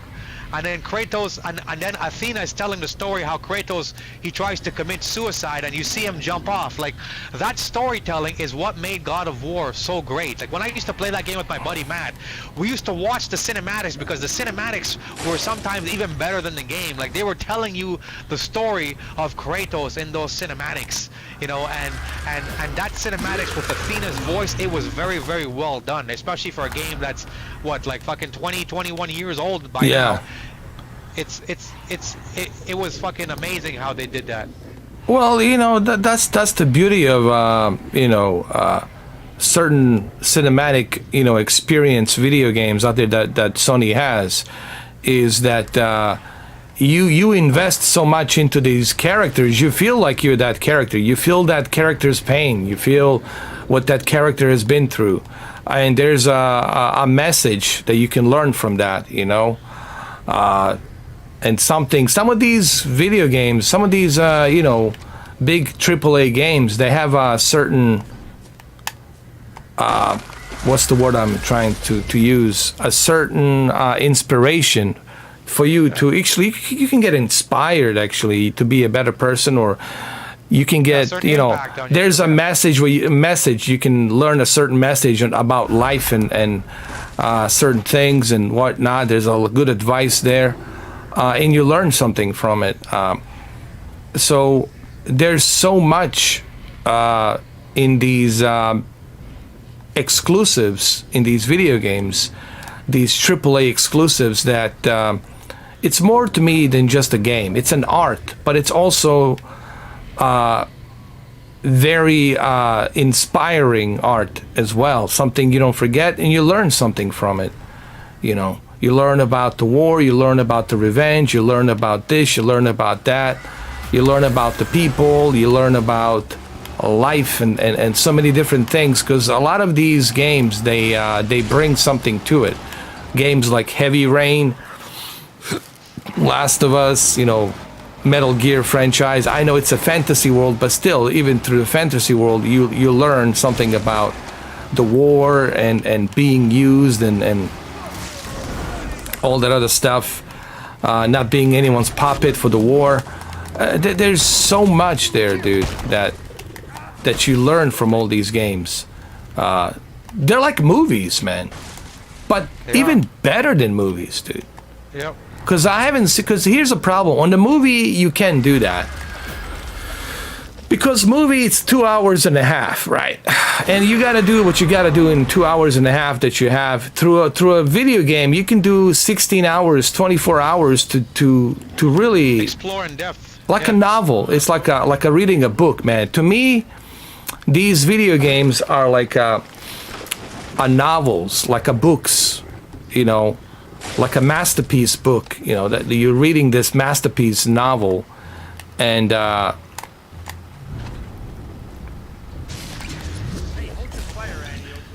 hold on, let me. And when you read these, when you play those games, it feels like a novel. It feels like you just read a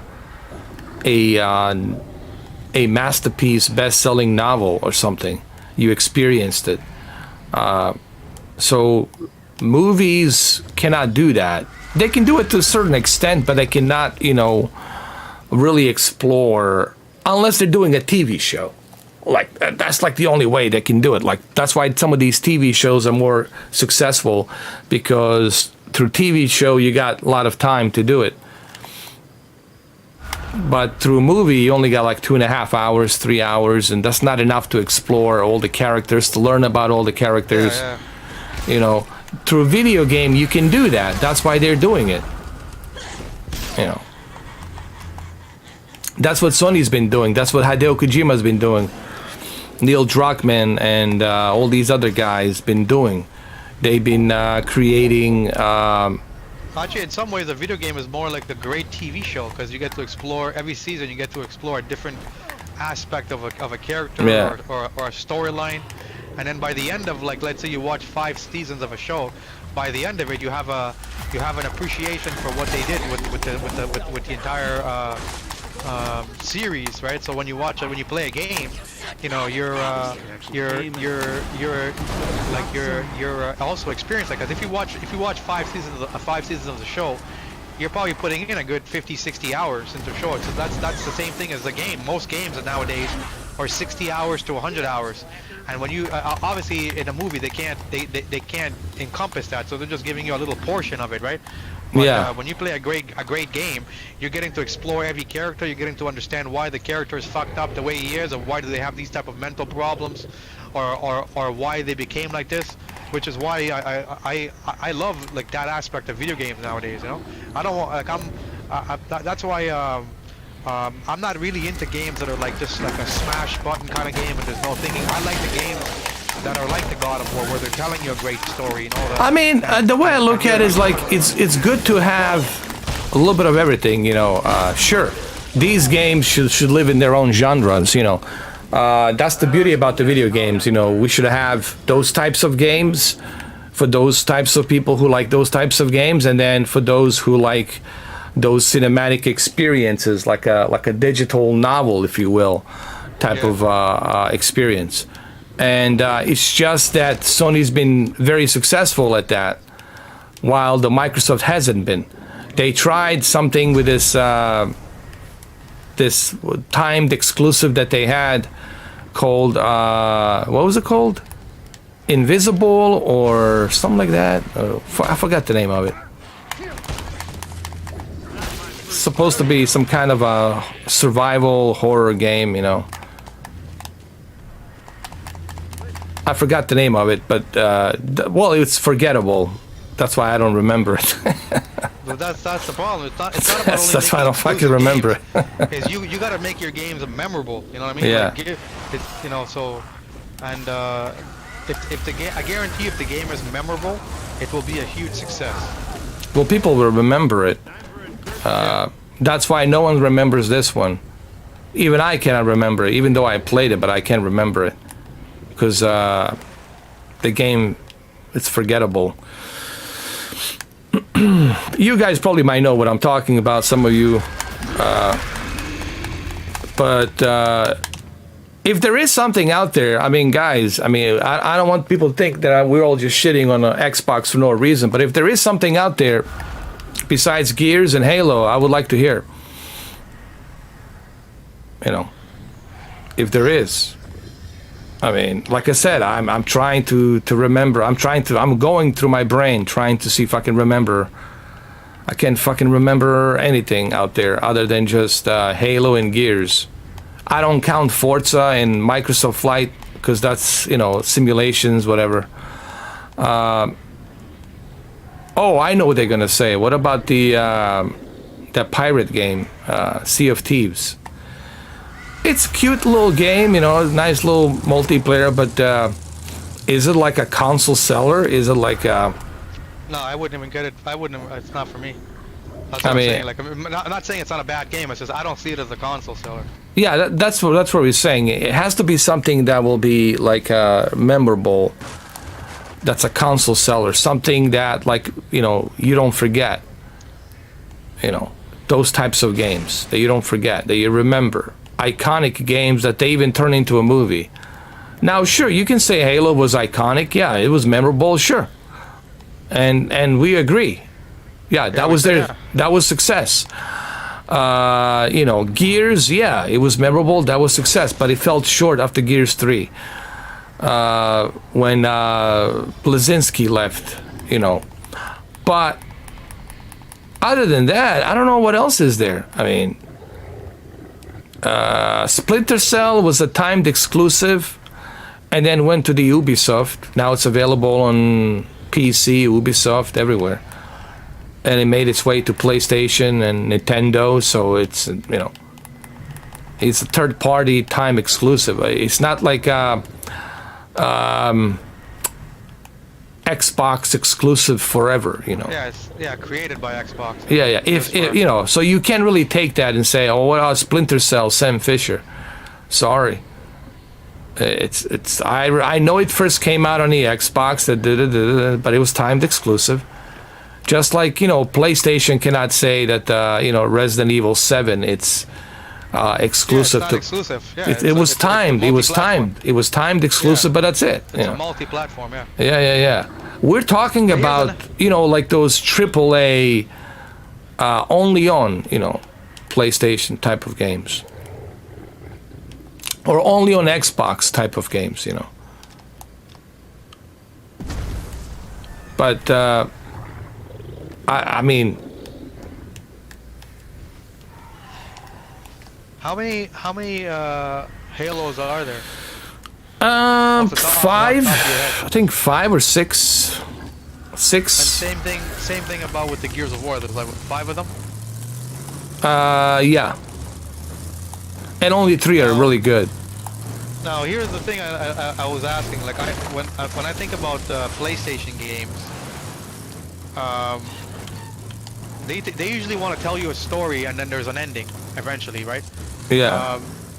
So what I'm trying to say is that they're not going to keep like milking, like there's not going to be The Last of Us 10. You know what I mean? Yeah. The story started with Joel and Ellie, and Ellie was a little kid, and then Joel was like her teacher. And then in the second one, you kind of see Ellie become her own woman. And then, Joel inevitably dies in the story, and then Ellie has all of the training that she learned from Joel, which is like a movie, right? Like Luke Skywalker, he learned from his father. I mean like Anakin, he learned and then he evolved. And now they're saying that there's going to be a Last of Us 3, and more than likely that's going to be the last of it. That's going to be the end of it. So, Days Gone, well, there's only one so far, and I think they were planning to release a second. But what I'm trying to say is I wish Microsoft wouldn't like with their what do you call it, with their Gears of War and their Halo. They should have had a beginning. We tell you a great story and then there's an ending. We shouldn't keep making like if they have their way, they're probably going to go to Halo 10 because they just see it as a cash grab for the first person shooter. I think I just remember their masterpiece, Crackdown 3 and State of Decay. I mean, come on, man. It's laughable. Crackdown 3 was total disaster. Wasn't there a State of Decay 2 when they showed the Series X trailer? That was terrible. Did it ever come out? It did. It was terrible, man. It's terrible.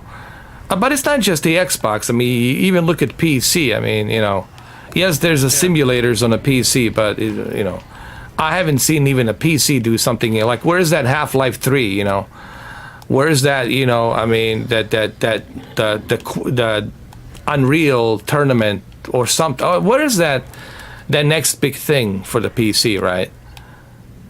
Everybody's, talking about, I have this graphics card, I have that graphics card, look at my specs, and it's all fine and dandy, but is there anything like exclusive, like a Crysis was exclusive, back in the days, Half-Life, where are these PC exclusives, man?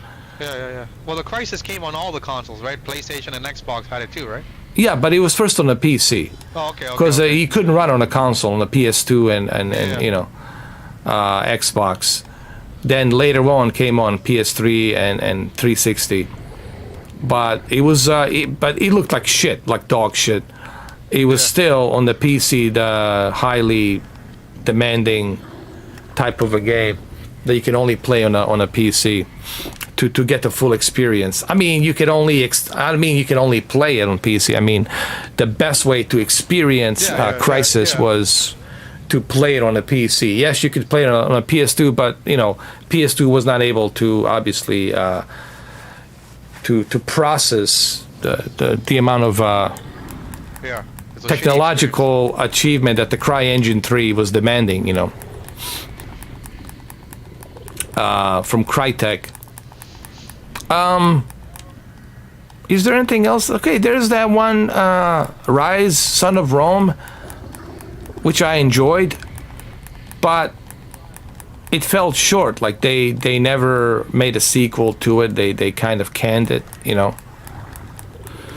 It was good, but it wasn't like a masterpiece. It was more like a graphical, technological, you know, tech demo, but it ran at 720p, you know, to be honest, you know, because they couldn't really push it to the edge.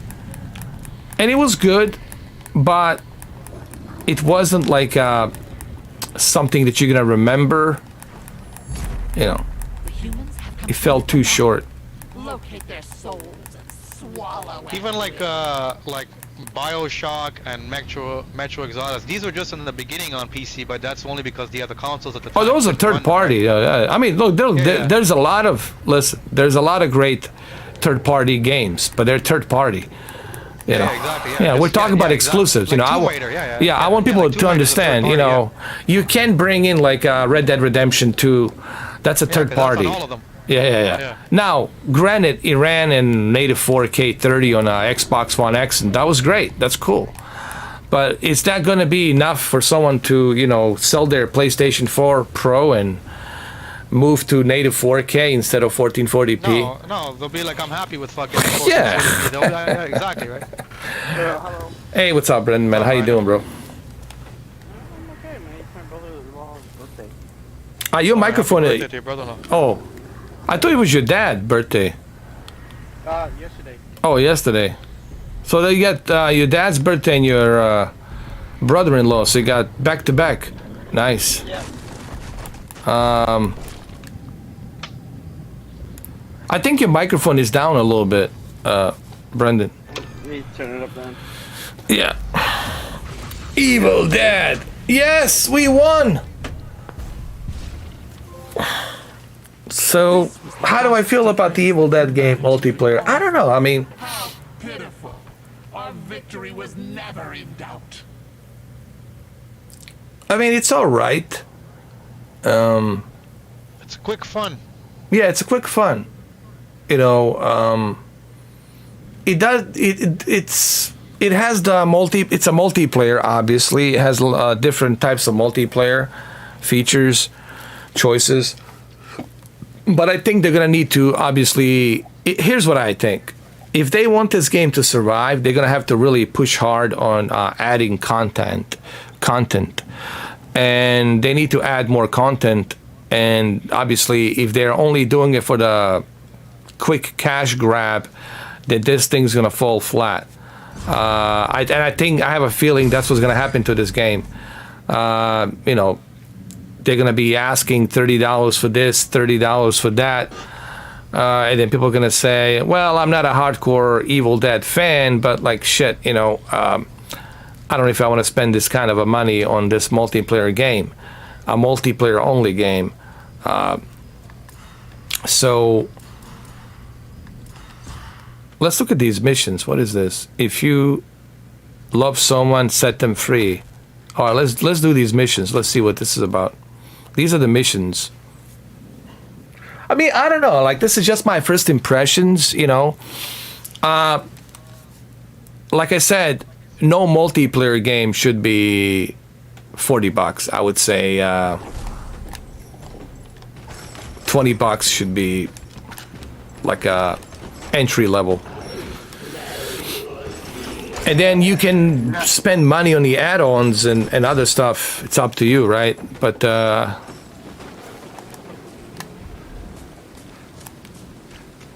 don't know. What do you guys think? You know, I mean, I won't pay. I agree. I won't pay a dime extra add-on. I mean, the graphics are nice. I mean, I'm looking at the graphics here. They're really nice, 60 FPS, and it has some cool missions and that you can play offline. And there's a multiplayer. But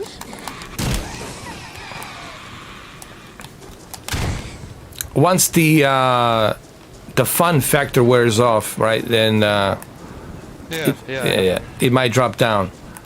So, like I said, if they want this game to survive, then they're gonna have to keep pumping the content, you know. Yeah.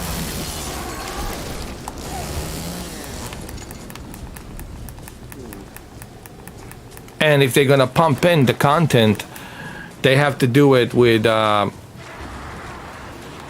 freebies, you know, or at least lower the price, right? They have to lower the price. Yeah. Make it $19. Yeah. I mean, it's like $30 for the game. Now, if you want the season pass, you're looking at another 30. 30. So 40 plus 30, you're looking at what, $70, right? Yeah. Too much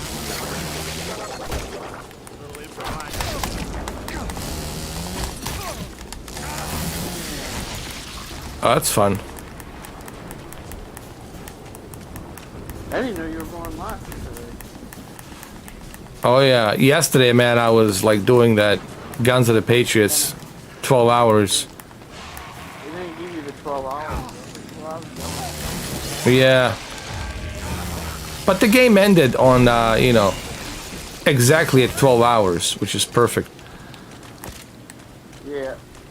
So it all worked out well. And it was all on the PlayStation Now, man. People still can't believe that it was PlayStation Now. They don't believe me. They think that I use the adapter splitter from PlayStation 3 or something. That's funny. Yeah. No, that's good. I'm glad that they think that. Because that shows you how good the quality is on a PlayStation Now.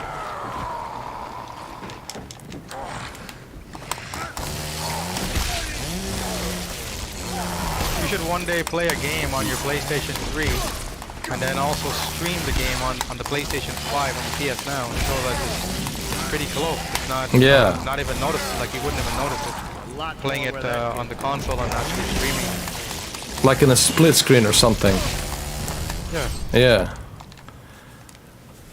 Yeah, but they're still gonna fight. They're gonna say, "Oh, no, there's some kind of tricker." Tricks. Yeah, there's some tricks, man, pulling here. This guy's pulling some tricks.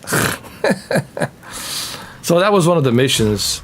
Let's go jump into multiplayer again. All right, not bad. So they do have some missions, you know, like that you can play offline, which is pretty cool, like extras. All right, with a little VHS cassette. All right, so okay, $24. Now it went up from 20 to 24. All right, $24. But we're still not at the 40 yet, in my opinion, to warrant $40. I got some collections here. See what I have.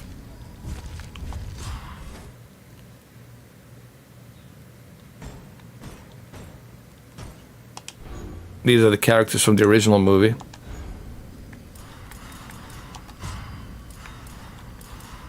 Okay, let me play as a survivor. Oh, so now you're playing as a survivor with a team of players. Okay, so now it's gonna be a co-op.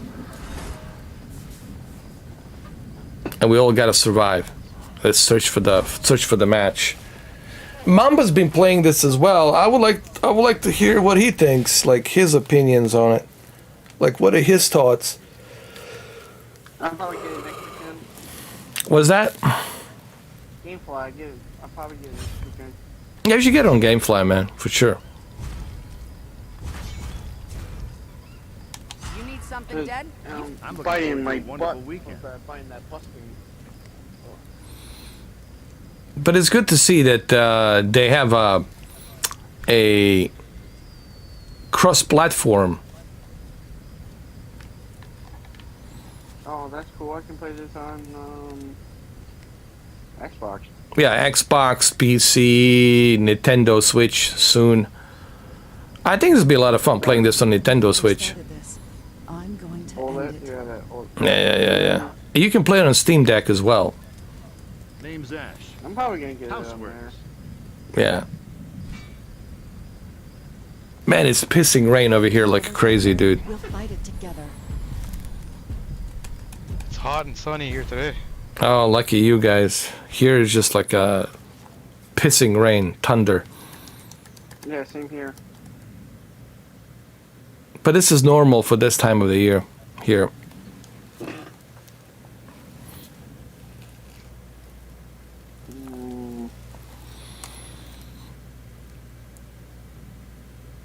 Oh, this should be interesting. So now we're playing with other people together.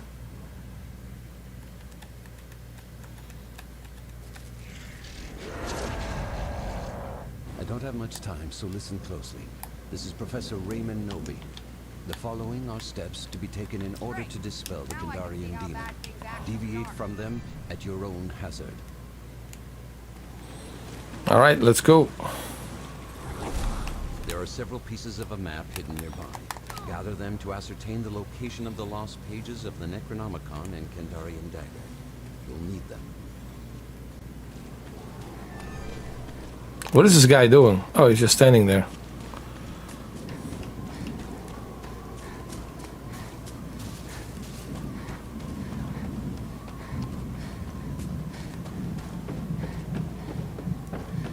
This should keep us safe. Yeah, there's a report that June, in the week of June 1st, they're gonna be an event coming to PlayStation. I keep seeing Why that. aren't we doing what Really? we're supposed to do to win? I haven't heard anything. But maybe they'll do it because of the you know, PlayStation Plus Premium. Oh yeah, because that thing's gonna be amazing. Yeah, I can't wait for that, man. That's next month.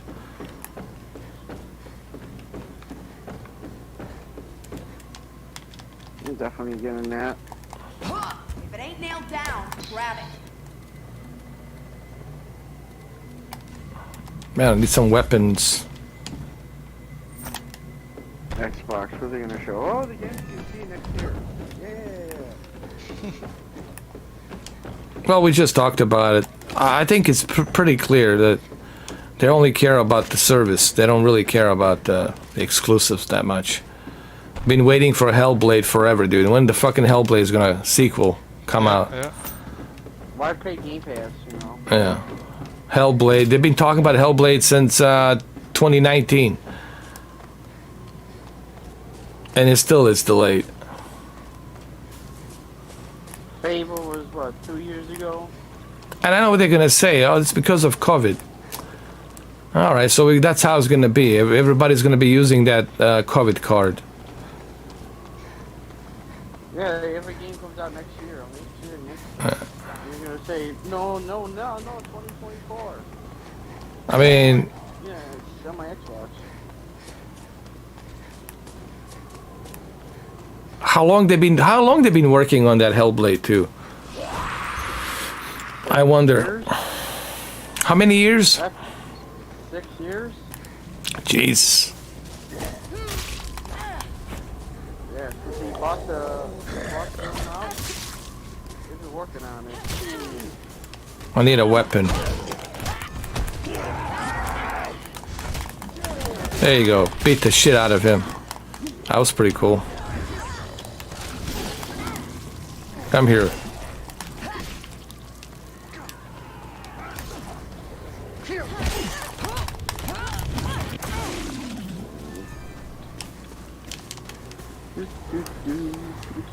Stick together.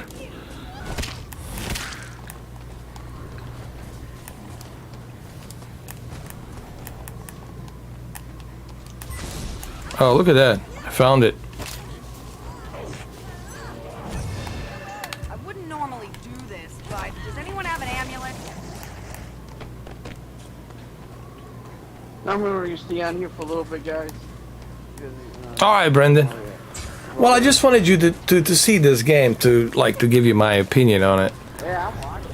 Yeah. It's a multiplayer. You know, it's a multiplayer only. So, I mean, it's not a bad game. You know, it's fun. You know, you'll definitely have some fun for sure. But the question is, how much of a fun is that going to last? You know, till people get tired of it and bored. Get out of my face. And then the question becomes like, is it worth it or not?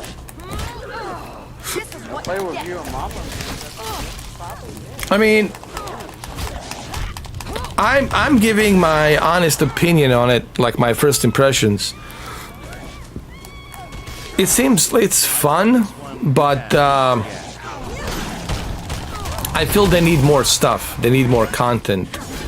If this game had like a campaign, then I would consider buying it. Yeah. But you know, like, It's just like some extra missions and stuff like that. Or you got that single player versus AI, but it's like an exhibition match, you know. There's no campaign, basically.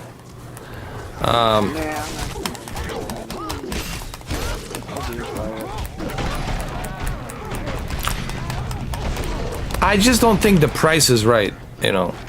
They shouldn't, you know, price it at $40. I don't think any multiplayer only game should be $40. Like 20, that's at best. They did that with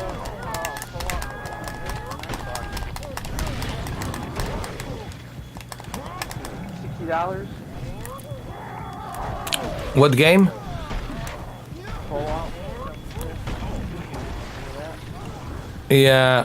Yeah, but that one has like you know, single player to it, campaign. Yeah, they added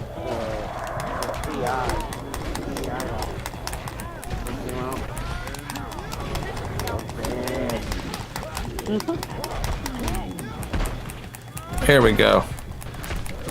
Come to Papa.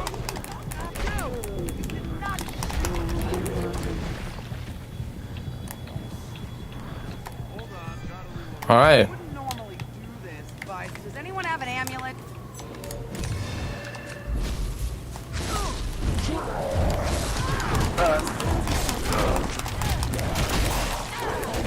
Don't piss me off. I don't want any trouble. Uh-oh.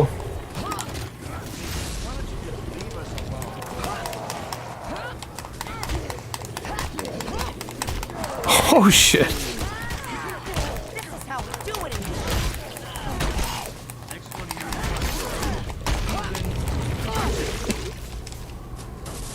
Hold on, let me get some weapons here. Do I have any weapons? Okay, guys, I gotta get going. All right, Brendan. Party. Thumbs up. Thank you, Brendan. Appreciate that, man. Thank you.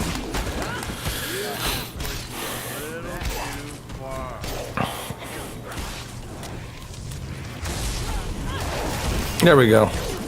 We got this territory. It's like a capture the flag, you know. You light it up and that's it.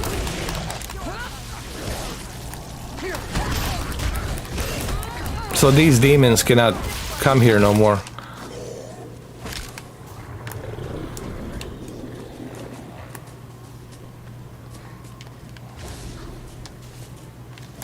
I got all this ammo, but I can't find any weapons. Jesus.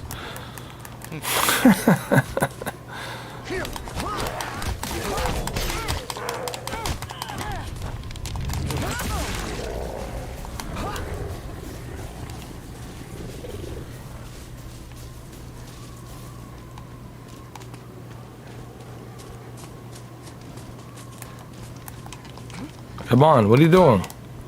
What is this guy doing?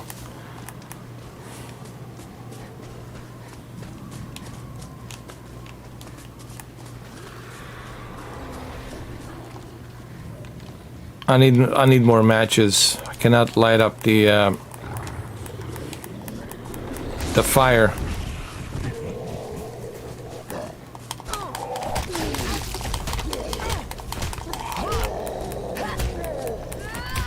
This is how we do it in Michigan.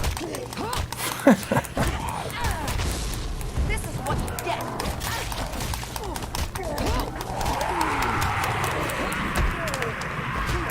Get out of my face.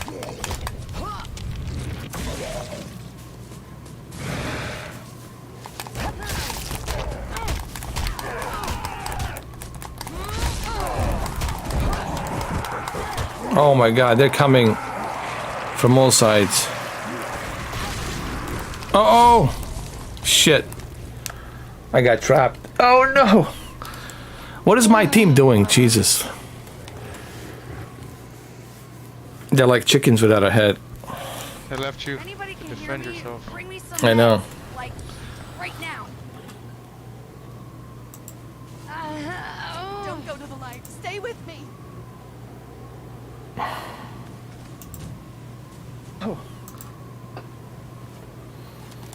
Oh, they resurrected me.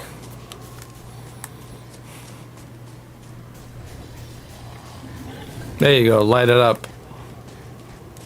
Does anyone have a microphone?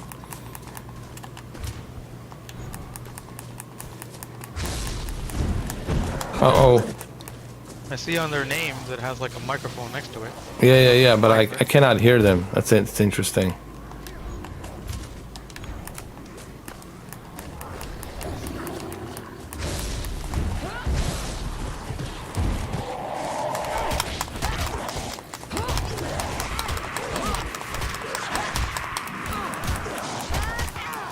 Don't piss me off. Run!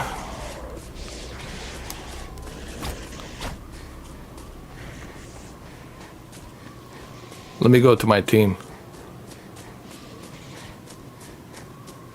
There's a car I can use here. Hold on. There we go. Oh, fuck. Maybe not. Oh, look, I can. Good.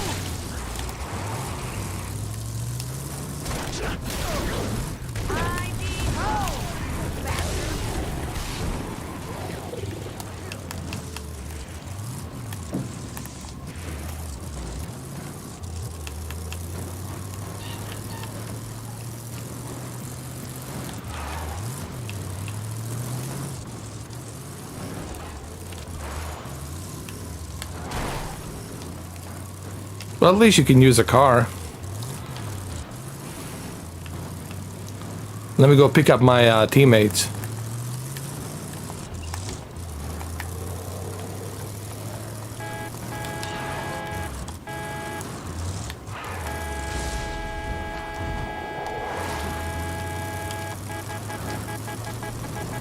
Come on, guys, jump in.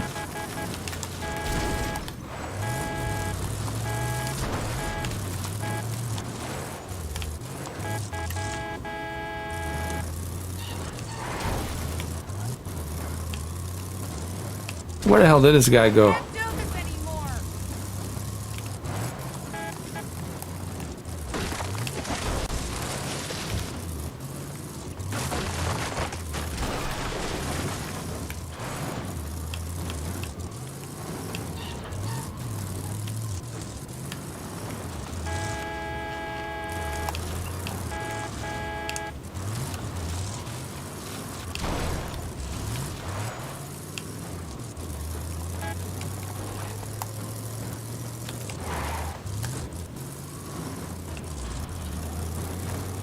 I'm gonna get going. I gotta go do some stuff. All right, cameraman, thank you for stopping by. I just wanted to check no this. problem, Yeah, wanted to check it out. My final conclusion to this game, it's a multiplayer only, and when it's a multiplayer only, it should be like $20. You know, they shouldn't charge it to 40. I mean, it's not a bad game. It's just the longevity of this multiplayer really will depend on what they do next. You know. Yeah, how much more content? they add to it. Exactly. Yeah. But it's not a bad game. I want people to think that it's terrible. It's not like a bad game. It's just, you know, should you pay $40? I don't think you should. You should wait till it goes down in price and then play it. If there's still people playing, you know.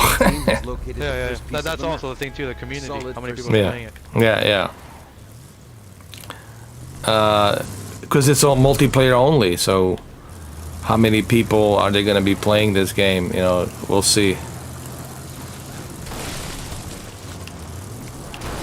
All right. When are you doing an Excellent live stream? I'm not sure though. I might take a little break, but I'll let you guys know. I'll hit you guys up on a Twitter or Instagram, and let you know. Yeah. All right, have a good day. All right, you too, Later, brother. everyone. Take care. Thank you, Brent. I mean, thank you, Cameron. All right, have a good day. You too.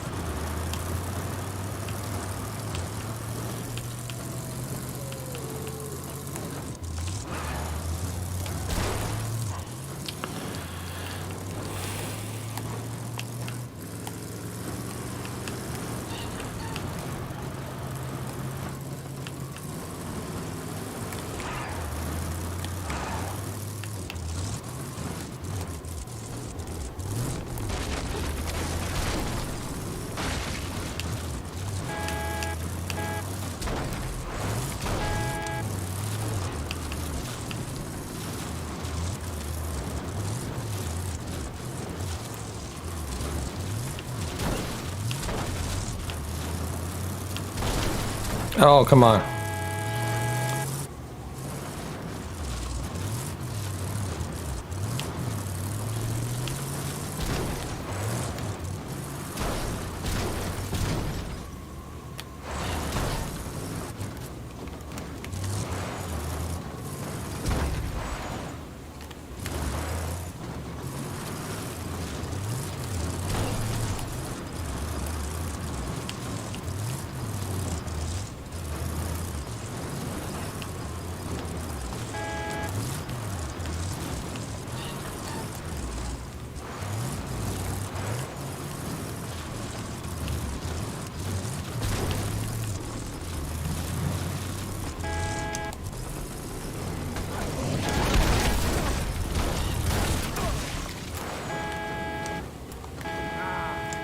Tastes like home.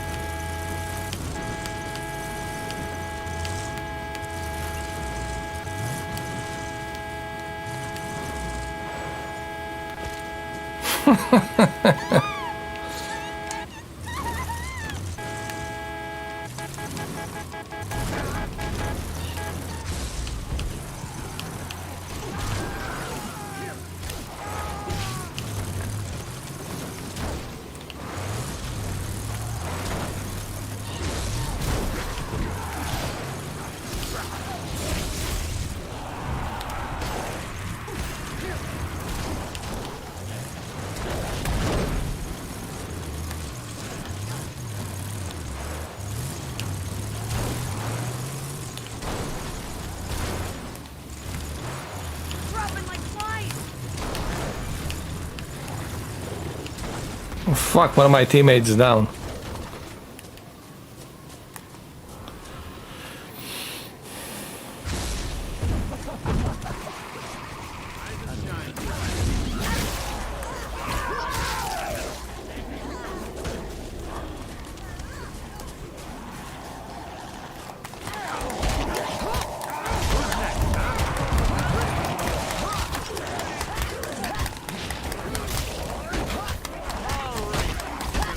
There we go.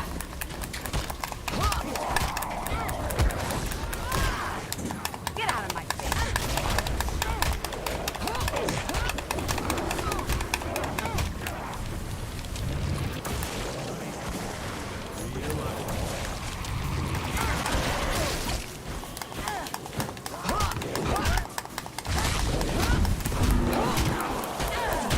This is how we do it in Michigan.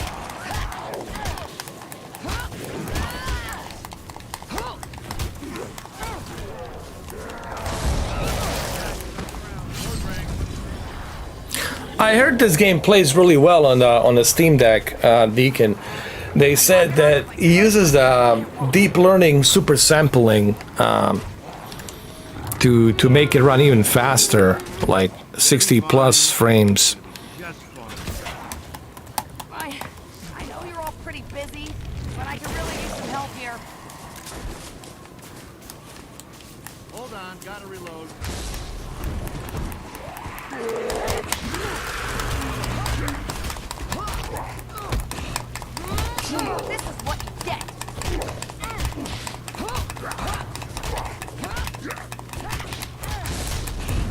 There we go. This is how we do it.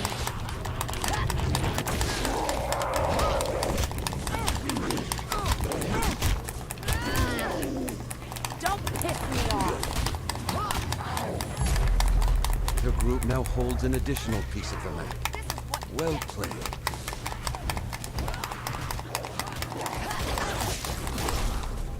Looks like we're gonna win this.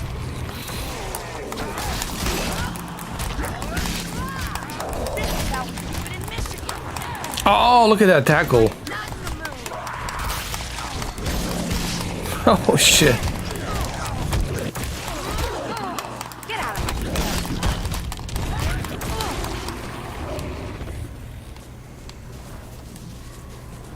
No way out. What are we gonna do?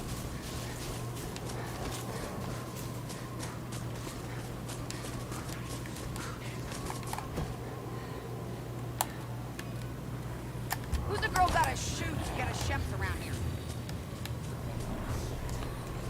I do not recommend going to this place. I found something. Yeah, so come into the light, you freaky bastard.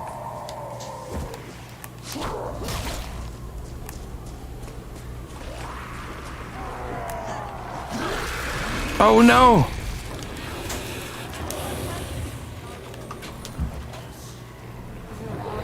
I'd walk it off if I could, but I can't walk. Hold it together, or we are all dead.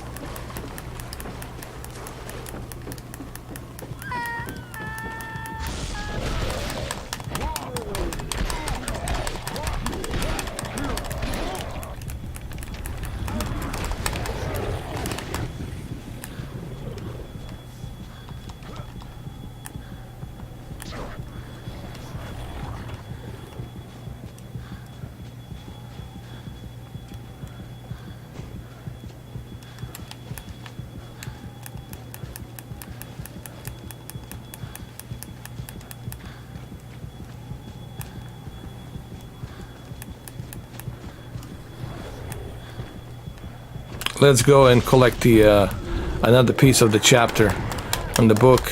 So that's what you do basically. You collect the pieces of the chapters of the book, and that's how you basically progress, and that's how you win and defeat the demons. So you basically are playing. You can choose two different sides. You can be a demon or you can be a survivor. As a survivor, you need to survive, obviously, and collect the chapters of the book.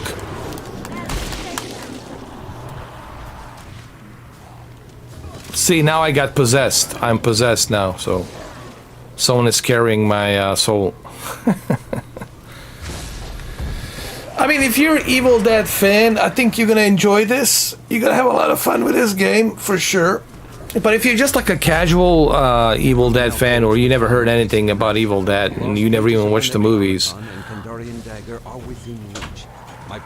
it's kind of like a Friday the 13th, basically. It has the similar multiplayer concept as Friday the 13th.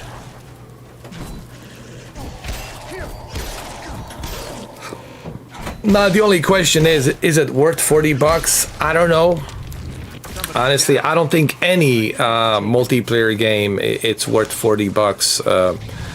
I think they should be either free or $20 maximum. You know, I believe that every multiplayer only game should be at 20. 20 should be like a starting point. Why? Because you're paying for something that you don't know what's the longevity of this multiplayer. How long is this multiplayer gonna be around, right? There's no way of you knowing that. Now, people say, but $40 is not that, you know, like a huge amount of money. Well, it depends who you ask. I'm speaking in terms of value, you know, right? Like, Look at the Vampire Bloodline. It's free. Look at Fortnite. It's free. And now PUBG. It's free. World of War tanks, right? It's free. So I think that multiplayer games, they should be either free or $20 is like the maximum charge they should pay for it. But because this is a licensed movie, you know, I think that's what's going on here. They're trying to get that quick cash grab, you know, movie license type of a deal here. No, I almost got that book. Go. Run. Get the book, dude. Get that chapter for the book. You got it, bro.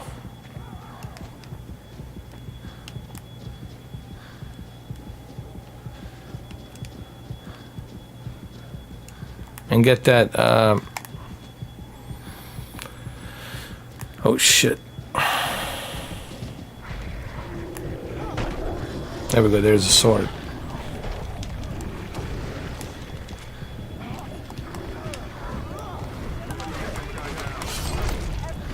I mean, I don't know.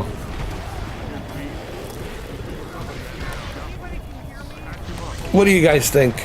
You know, should you pay $40 for a multiplayer only, regardless of what the license is? I don't care which movie it is, but you know,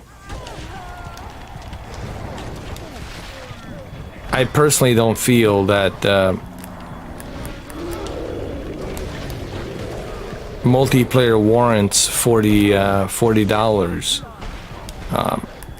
in my opinion.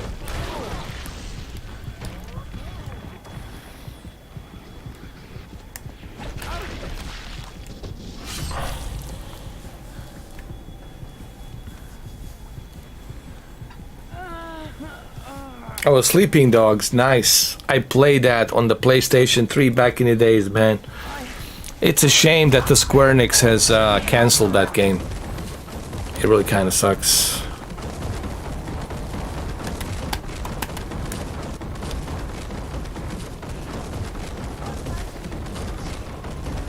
Oh, what the hell happened here? She's twitching. She's dead. Yeah, Deacon. Yeah, $40 is just, you know, it has to be a certain standard we have to go by, you know, and I just can't see anybody paying $40 for a multiplayer only. I know it's an Evil Dead, you know, it's like this is the only Evil Dead game right now that you can get on any platform at the moment. So yes, there's that, but again, how, you know, here's the question. How long before people get tired of this game? Playing the same level over and over again, same thing over and over again. People are gonna get bored of it, they're gonna get tired of it, they're gonna say, not sure if the $40 warrants. Yeah, $20, I'm okay. Listen, man, $20, I'm okay with that. I don't mind paying $20 for a multiplayer game. You know, I'll be all right. I'll be okay with that. I'll be okay. I can live with that. You know what I mean? I can live with $20, you know, paying $20 for a multiplayer. But what I cannot live with is paying $40. Because there has to be like a guarantee that this is going to be like a Call of Duty or something. We're always going to be updated and it's going to always have features and people always going to come back to it and play it. Like Destiny is different, you know, like, well, Destiny is different, you know. You look at Destiny, you look at, well, Bungie, Destiny is different because there's so many players so many people playing Destiny, and you know there's always going to be somebody playing that game, and there's so many, you know, so many features and content for you to unlock. There's always something there for you to come back to, right? There's always something to come back to. With this one, if they don't put any features, and this is why I agree with the Dreamcast guy, you know, if they don't add any like extra features and content, if they like forget about this game, and I think that would be it. Honestly, I think that would be it as far as the longevity of this game. If there was a campaign, if they had a campaign, like a big campaign or something, for like 18 hours, okay, then yeah, it warrants, you know, like a storyline campaign, like 18 hours or whatever. Okay, then I can see it being warranted for $40, you know. But you can't just simply rely on a multiplayer and then ask $40, and then you want the $30 for a season pass. That's $70. I mean, think about it. You know, 40 plus 30, it's 70.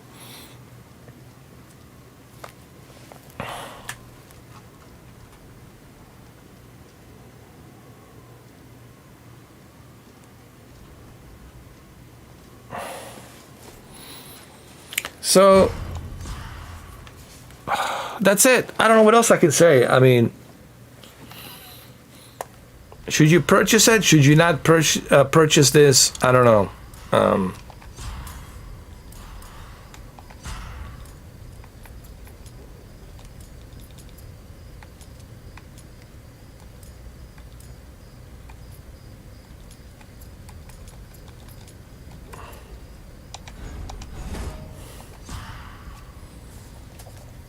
It's I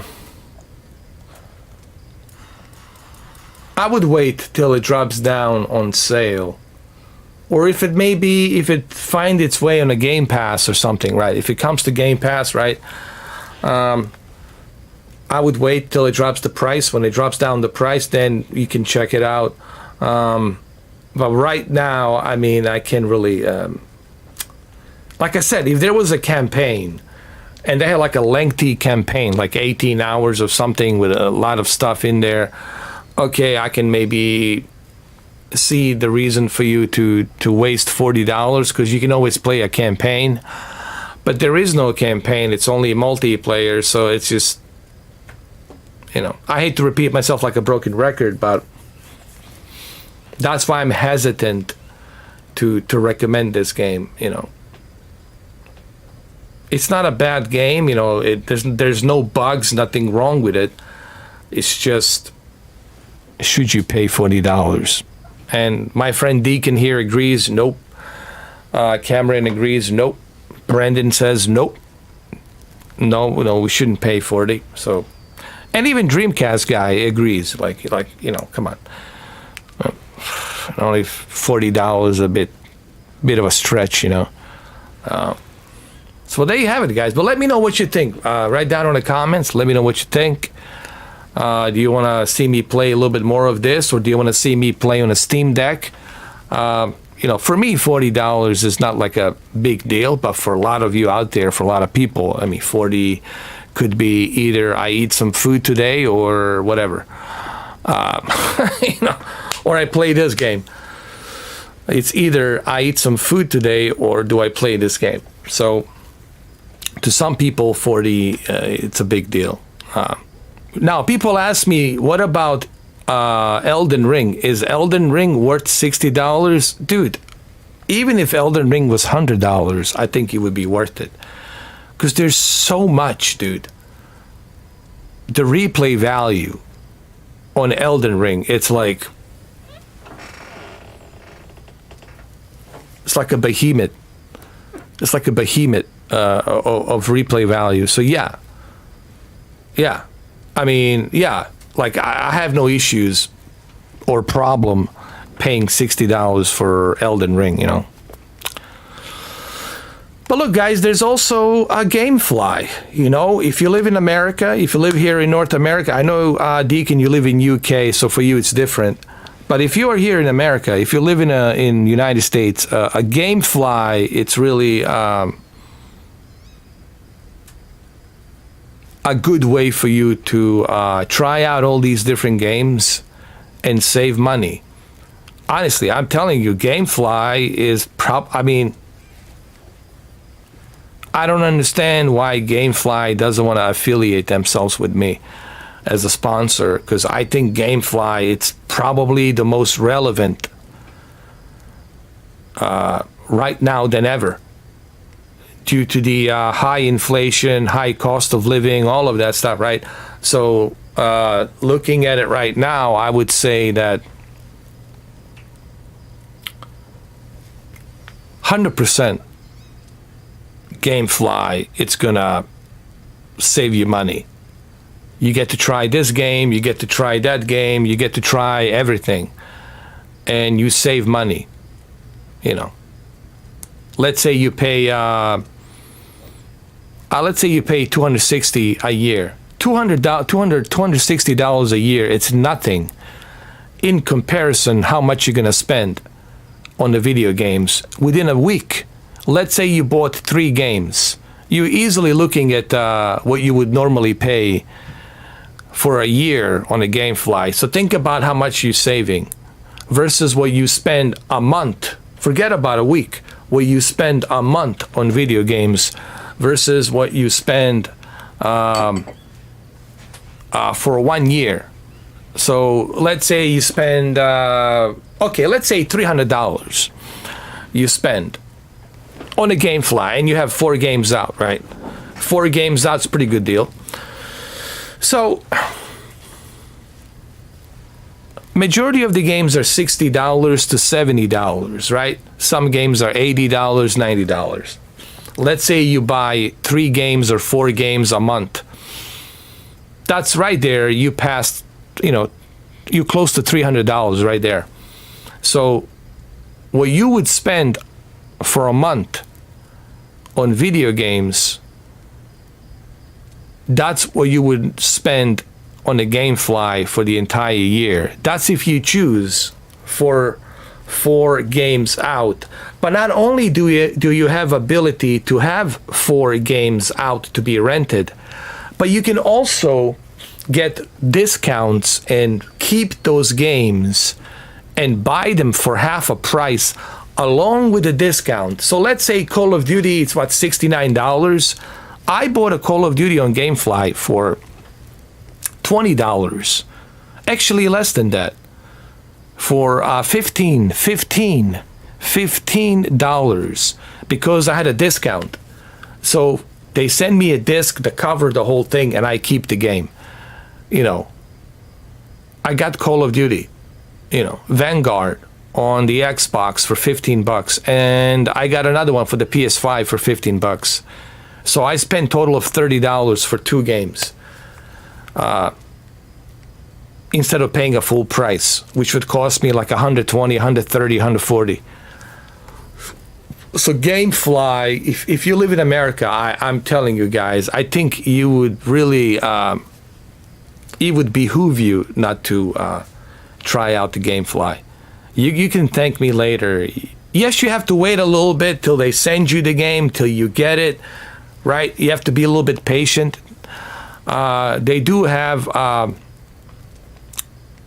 this ability where you can go ahead and select a certain game to be on your, wish list to get it as soon as it comes out, to be shipped as soon as it comes out. You do have that option to select certain games in the future to be guaranteed to be shipped to you as soon as it gets released. They do have that option as well. So yeah, Gamefly, guys. And I'm not even sponsored by Gamefly, but I'm telling you right now, definitely Gamefly.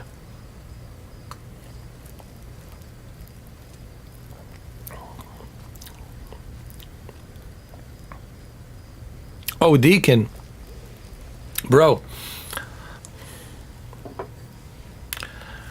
Days Gone definitely gonna be on my list to play. Days Gone and God of War. But Days Gone, dude, I'm gonna finish the entire game on a Steam Deck with Days Gone, dude. Days Gone all the way, bro. All the way.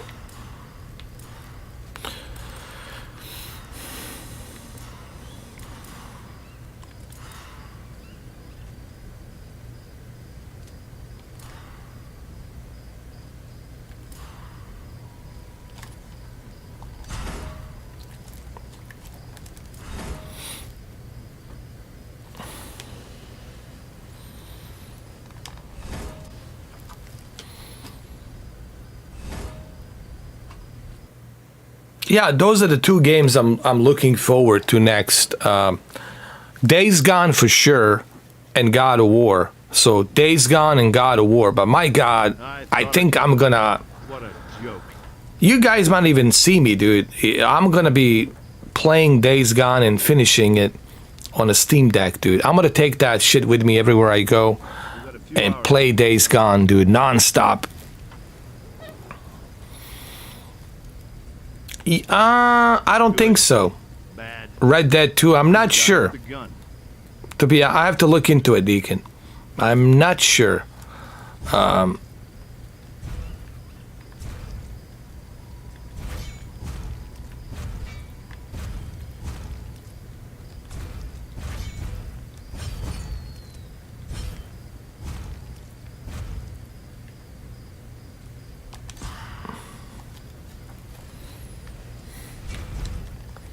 You can count on my steel.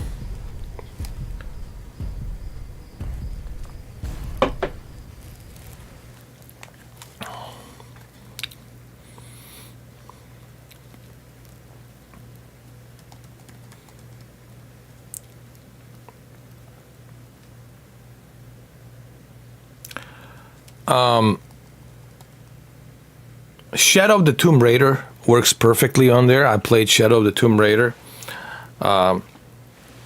Days Gone, I'm really looking forward to that next, man. Days Gone for sure. I know On the I Steam am Deck. pushed unto this earth, and that I will die for my transgression. If you're hearing this, the future is in your hands. Follow these instructions to the letter.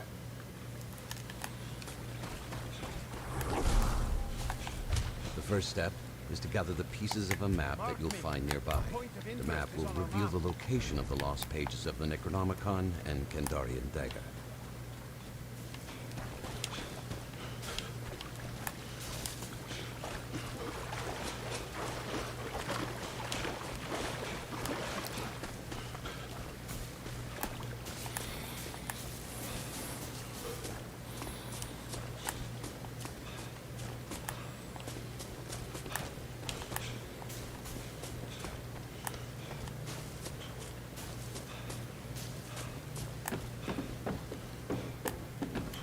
Drive back the darkness.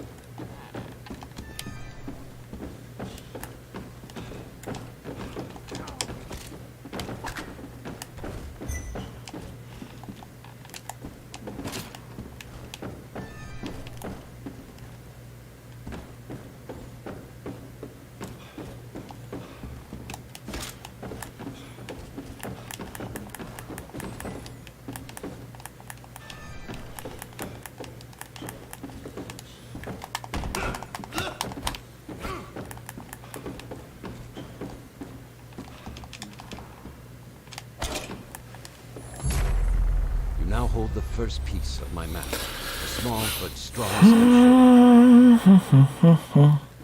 There's a thunder in my loins.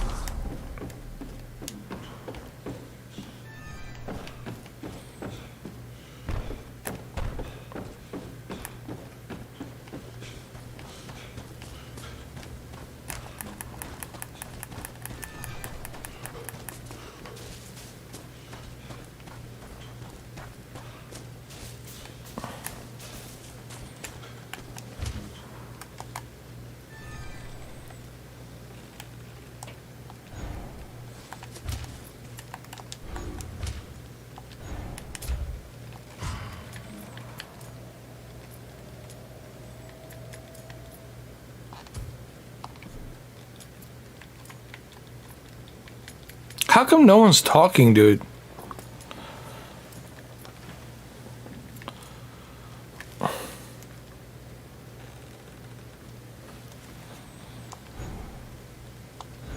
I mean, on the microphone in a video game. The survivors have collected another portion of the map. An admirable effort, but there is still much to be done. Hear me now. We must be singular in our pursuit.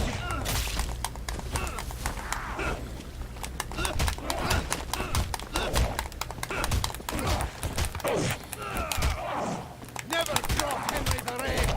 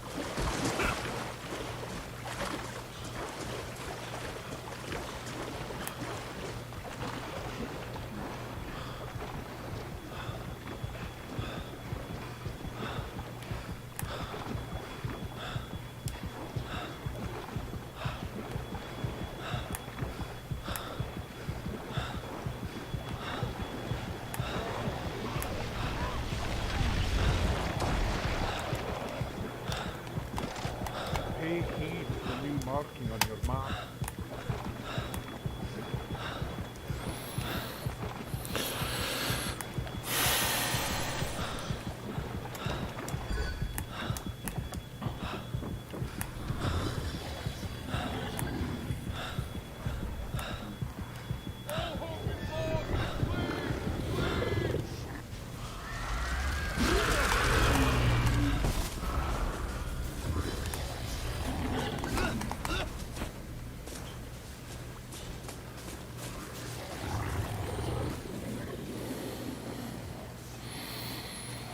I mean, there's so many games on Steam. They're gonna be certified pretty soon.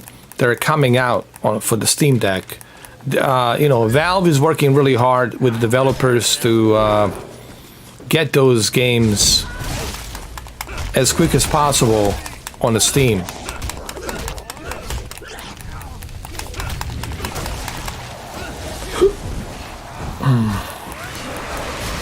Oh shit! Oh scheiße! But Days Gone, man. Oh, dude, my life's gonna be over, dude. You know that, Deacon. I'm gonna be like married to that game on Steam Deck. I mean, my life is complete. The fact that I can take Days Gone with me, right, Deacon? That I can take Days Gone with me and I can play it anywhere. I could be in Tungusia, right? I could be in Antarctica and I can play Days Gone and take my time. My advice to people is, and I'm pretty sure, Deacon, you will agree with me on this, take your time with Days Gone. Enjoy the world. Enjoy the story. Do all the side missions. Do all the crafting. Craft everything. Get the best possible equipment. Get the best possible weapons and stuff like that. Get the best possible chopper and a bike. Take your time. Take your time with Days Gone and enjoy the beautiful 60 plus hours. Take your time. No rush, no fuss, no muss. Take your time. You will thank me later. Do not rush through Days Gone. Take your time. And you will understand why it's a masterpiece and why I defend it Days Gone back in 2019 June, or was it April? 2019 April. I defended it because it is a masterpiece. And to truly understand why it's a masterpiece, you got to spend 3 months or 4 months playing it, 60 plus hours, to truly understand that. Take your time, you know, don't rush through it, enjoy it.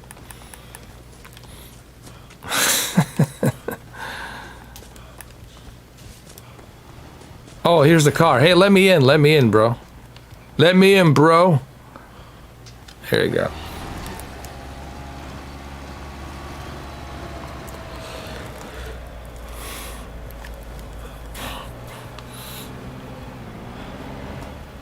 And there's so much to do in that game, man. Are you kidding me?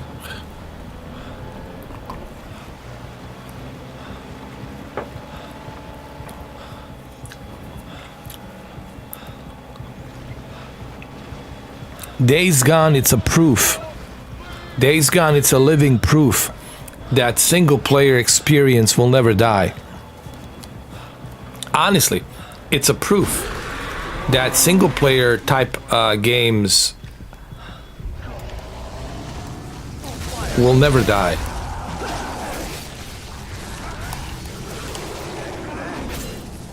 Yeehaw! The lost pages of the Necronomicon have been activated. Steel yourself for battle. I remember that people used to say that, was it 6 years ago? People used to say that the single player games are dying and that multiplayer experience is the only thing that's gonna survive. I don't think so, dude. Single player will never die. Look at the Guns of the Patriots yesterday, 12 hours. Single player will never die. You know what's the irony? The multiplayer died on Guns of the Patriots. He had a Metal Gear Online, but he died. He didn't survive. But the single player survived. So single player games will always be there. That will never die. Trust me. Multiplayer can always die because no one's playing it anymore, right?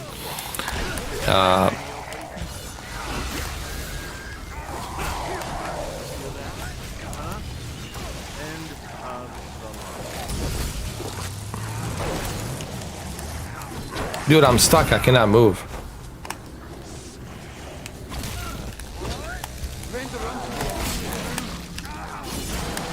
What the hell happened here? I'm stuck.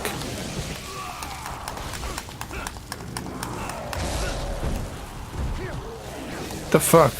Cannot move. What the fuck?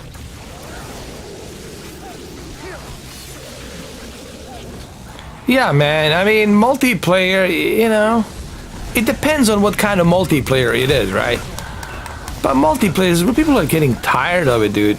People are getting tired of multiplayer. It's just getting boring, dude. Your team has secured the lost pages of the Necronomicon, exceeding my expectations. I'm giving hope to my lost soul. Okay, I found the first bug of this game.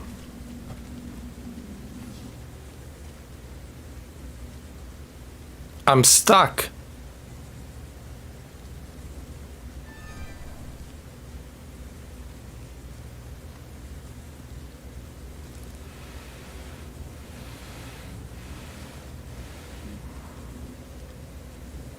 I'm stuck, man. I cannot. I have a bug.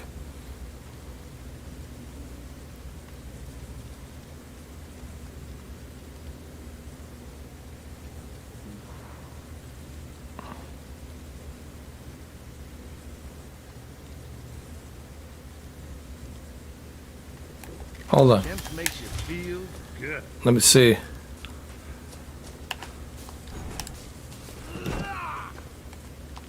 Yeah, I'm stuck, dude. I cannot do anything. Mark me. A point of interest is on our map. You just Wait. Hold that ground, but a moment longer.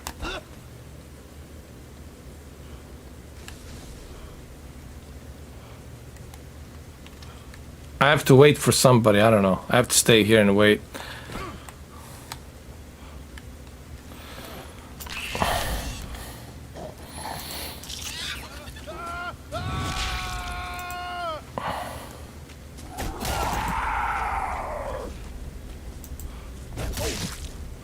All right. Let's report this guy properly. Hopefully they're gonna track down his scripted bots and one of these days, you know.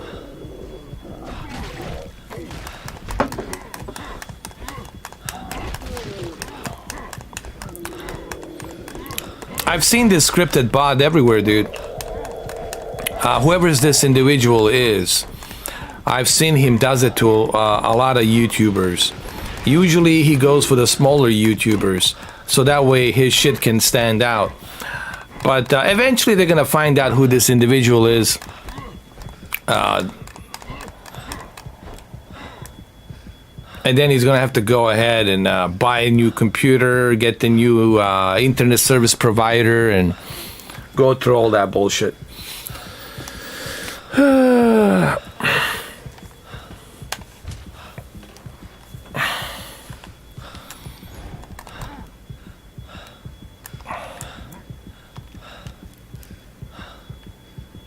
I mean, I get them. I know what they're trying to do, but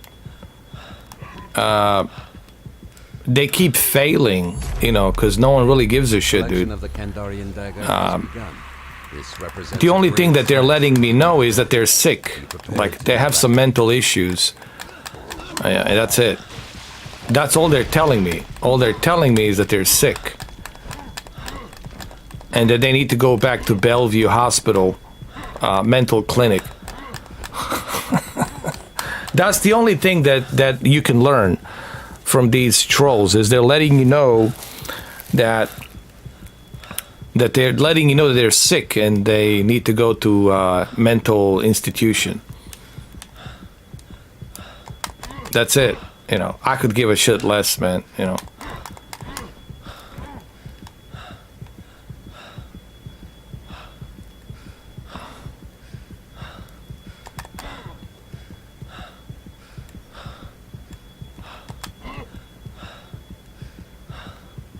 I mean, look what he wrote. I mean, look at this. Look what he wrote. Find the girl even in the shithole. Man, that shows you that the person, it's a loser. That the person, it's that he's in a shithole. You know, his life, it's over, dude. He has no life. Like, he knows his life, it's over. Whoever this person is has no life. Most likely gonna end up, you know, in jail or something, or who the fuck knows? Somebody's gonna catch him or whatever the fuck. He's gonna do something stupid that he won't be able to, you know, get himself out of that shithole. They all make mistakes, man. I don't give a fuck how good of a hacker you are, dude. I don't give a shit how good of a hacker you are. You're gonna make a mistake, dude. You're a human being, okay? And you're gonna make that fucking mistake. It's gonna happen. And when it happens, that's when the fucking karma comes back like a huge avalanche, and it buries you with that giant fucking avalanche of stone because you asked for it. Whatever you send out there to somebody else, it's gonna come back full circle to you. This is 100%. This is the laws of universe, man. So you want to use these bots and fuck around with the people and collect all that bad karma, dude. Go knock yourself out. But just remember, what goes around comes around.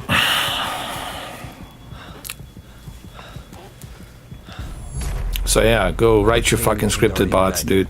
While you're sitting in that shithole. I've seen the same individual do this to a bunch of other small YouTubers, dude. Like constantly, you know. Now, prepare yourself to battle the Dark Ones. And clearly it's a loser, dude. Somebody who has no life, has nothing, dude. Failed, dropped out of the high school, dropped out of this, dropped out of that. dropped out of everything. And now the only thing that he has left, it's the skills that he has as a hacker to fuck around with people. Because he wants the attention. Because he's always been ignored. No one really gave a shit about that person. And that person never asked himself a question. Why is it that no one fucking gave a shit about you? Why people ignored you? Ignored those, dude. There's no help for them, dude. They cannot be helped, Deacon. Trust me. There simply is no help for them.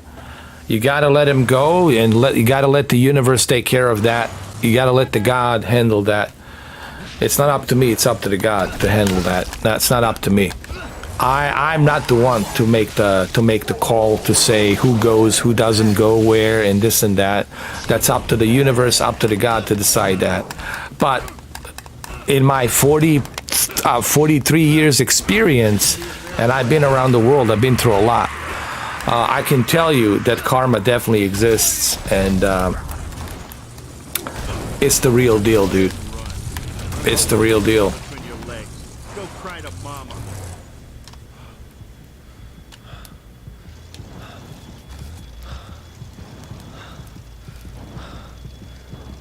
And I know, Deacon, you're also religious, a little bit religious, so you know what I'm talking about, you know. People say, I'm trying to understand these individuals. Dude, don't bother. You cannot understand these individuals. There's nothing there to understand.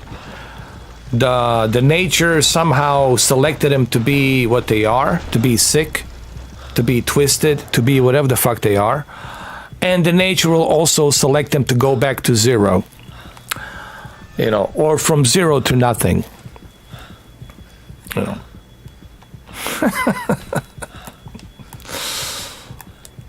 But don't bother trying to understand. Yeah, fucking people, dude. There's 8.4 billion people on this planet. Don't fucking try to bother understanding that shit, man. You're not supposed to understand that.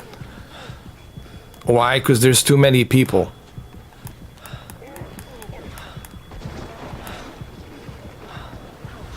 Not only is there too many people, but on top of so many people on this planet, you have this life, a big mystery, this universe and everything. Nobody knows what we're all about, why we here. Like, what the fuck are we doing here? No one knows. Like, what are we doing here? What's our purpose? Why do we dream? Why the fuck do we wake up? Why do we work 9 to 5? Why do we do all the shit that we do? No one can, like, explain that to you. No one can, like, fucking tell you. It's like we're part of a program. It's almost like we're a program. And we as a program has to do what the program tells us to do, right? Like a computer. There's a big AI. Think of the God as like an AI, artificial intelligence. And this artificial intelligence has the operating system. And this operating system is called universe. And throughout this operating system called the universe, you got these, you know, transistors and these programs that use a certain code to write a code. And these programs, we are part of the program that write the code. And our job is to do what the code writes and tells us to do. And who writes the code? I'm sorry, the AI universe, right? The AI universe writes the code, and we gotta follow what the AI universe code is telling us to do. And that's what we do. We follow the code that the universe AI is telling us to do. You know, when you type in, you know, a certain key, you know, like when you send a command, like on a Commodore 64, right? System ready, you know, enter, this, and that, you know, whatever. You send a certain command and the computer does it. It's the same thing here. Our universe sends a certain command and we do it. And this is what we do. And we always regenerate, recycle, regenerate, recycle, and do the same shit all over again. You know, go back to 0, and from 0 to 1, from 1 to 2, from 2 to 10, and from 10 to 100, and from 100 to 2,000. And we generate and multiply, and then we again regenerate and multiply and follow the code that the universe has wrote for us to follow. And that's it. That's all there is to it, dude. If you look at throughout the history, it's always been like that. We follow a certain code that has been embedded to us into our DNA. That's the way I look at it. That's my philosophy, dude. You know. So don't try to figure out why this person does this, why this person does that. It's not up to you to figure. You're not put on this planet. Your job is not to figure anything. Your job is just to live life. And that's it. Your job is not to figure shit out. Because you can't figure it out. You're not meant to. You're not meant to. It's above your pay grade to figure shit out. I am truly sorry for the devastation I've caused. Failure to close the rift is not your burden to bear. Look, he left. It is simply... I saw him. He tried to inject the scripted bot again. What happened? He cannot do it anymore. What's going on? What's going on, dude? What happened to your scripted bot?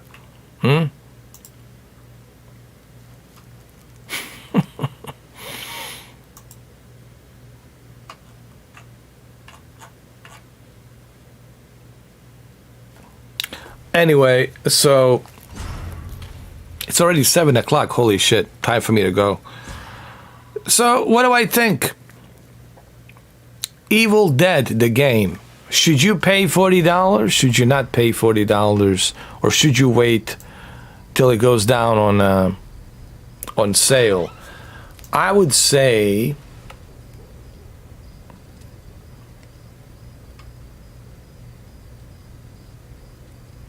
wait till it goes down on sale.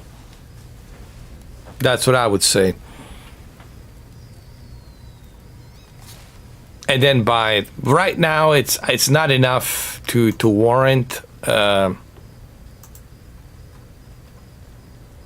my honest opinion, it's not. It doesn't warrant $40 right now. I would wait.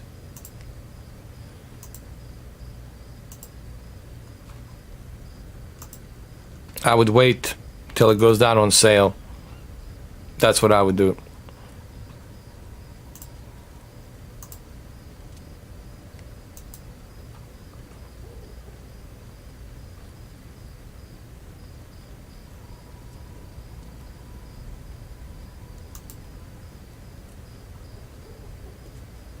I would wait till it goes down on sale. That's what I would do.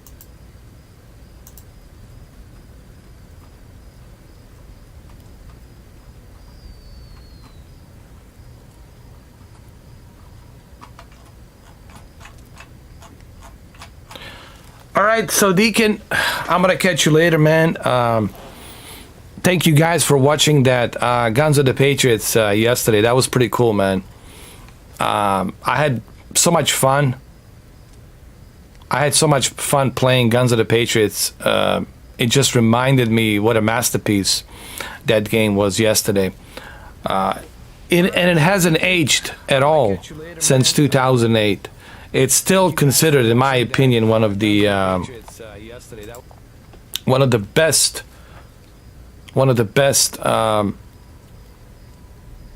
games for me personally, period. I don't know. I mean, I need a demo, man. Deacon, these developers and these companies, they need to understand something. One of the biggest issues, one of the biggest problems with gaming industry is that there is no demo. Like even this game, I wish that they gave me the demo to try it out before I spent $40, right? I wish that someone gave me a demo for Fast and the Furious Crossroads, right?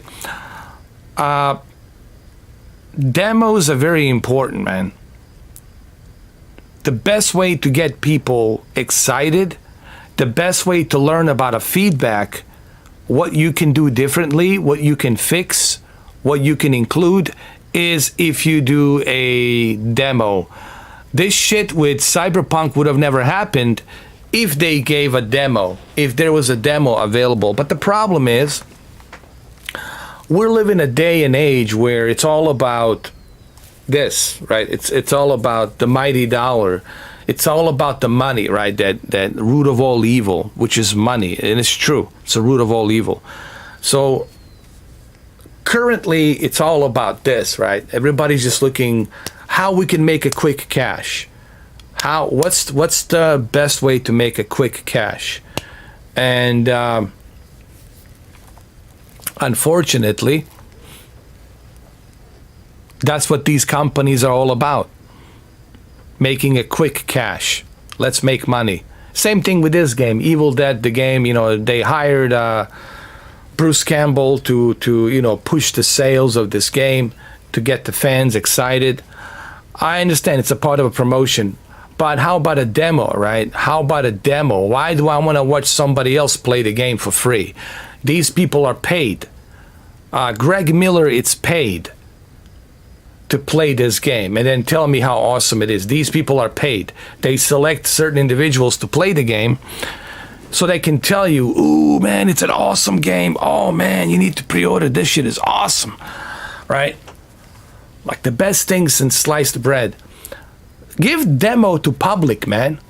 If you truly want to prove something, if you want to prove how awesome your game is, then what are you afraid of? Put it out there in the public. Let the public decide if your game is good or if it's a shit. Okay? And that's how it should be.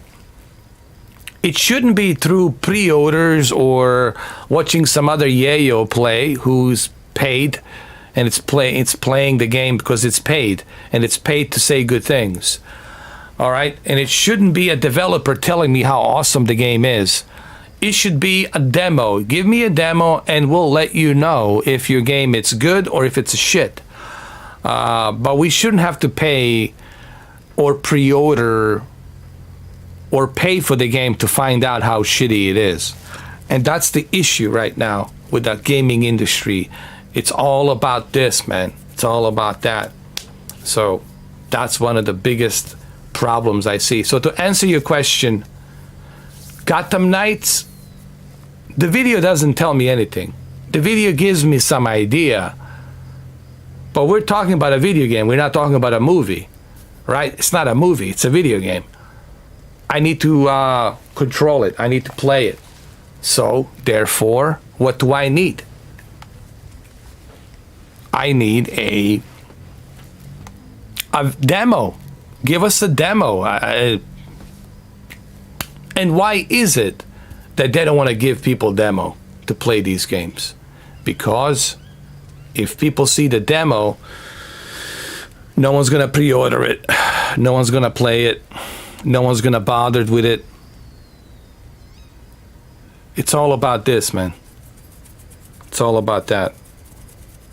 It's not just the video games. It's everything. It's movies, politics, sports, everything. It's all about this at the end of the day. Go check my OnlyFans, go check my Patreon, go check this, go check that, go check my NFT paintings, go check my merchandise, to go, it's all about this, man. That's the issue. And that's the problem with today's gaming industry. Not just the gaming industry, but everything in general.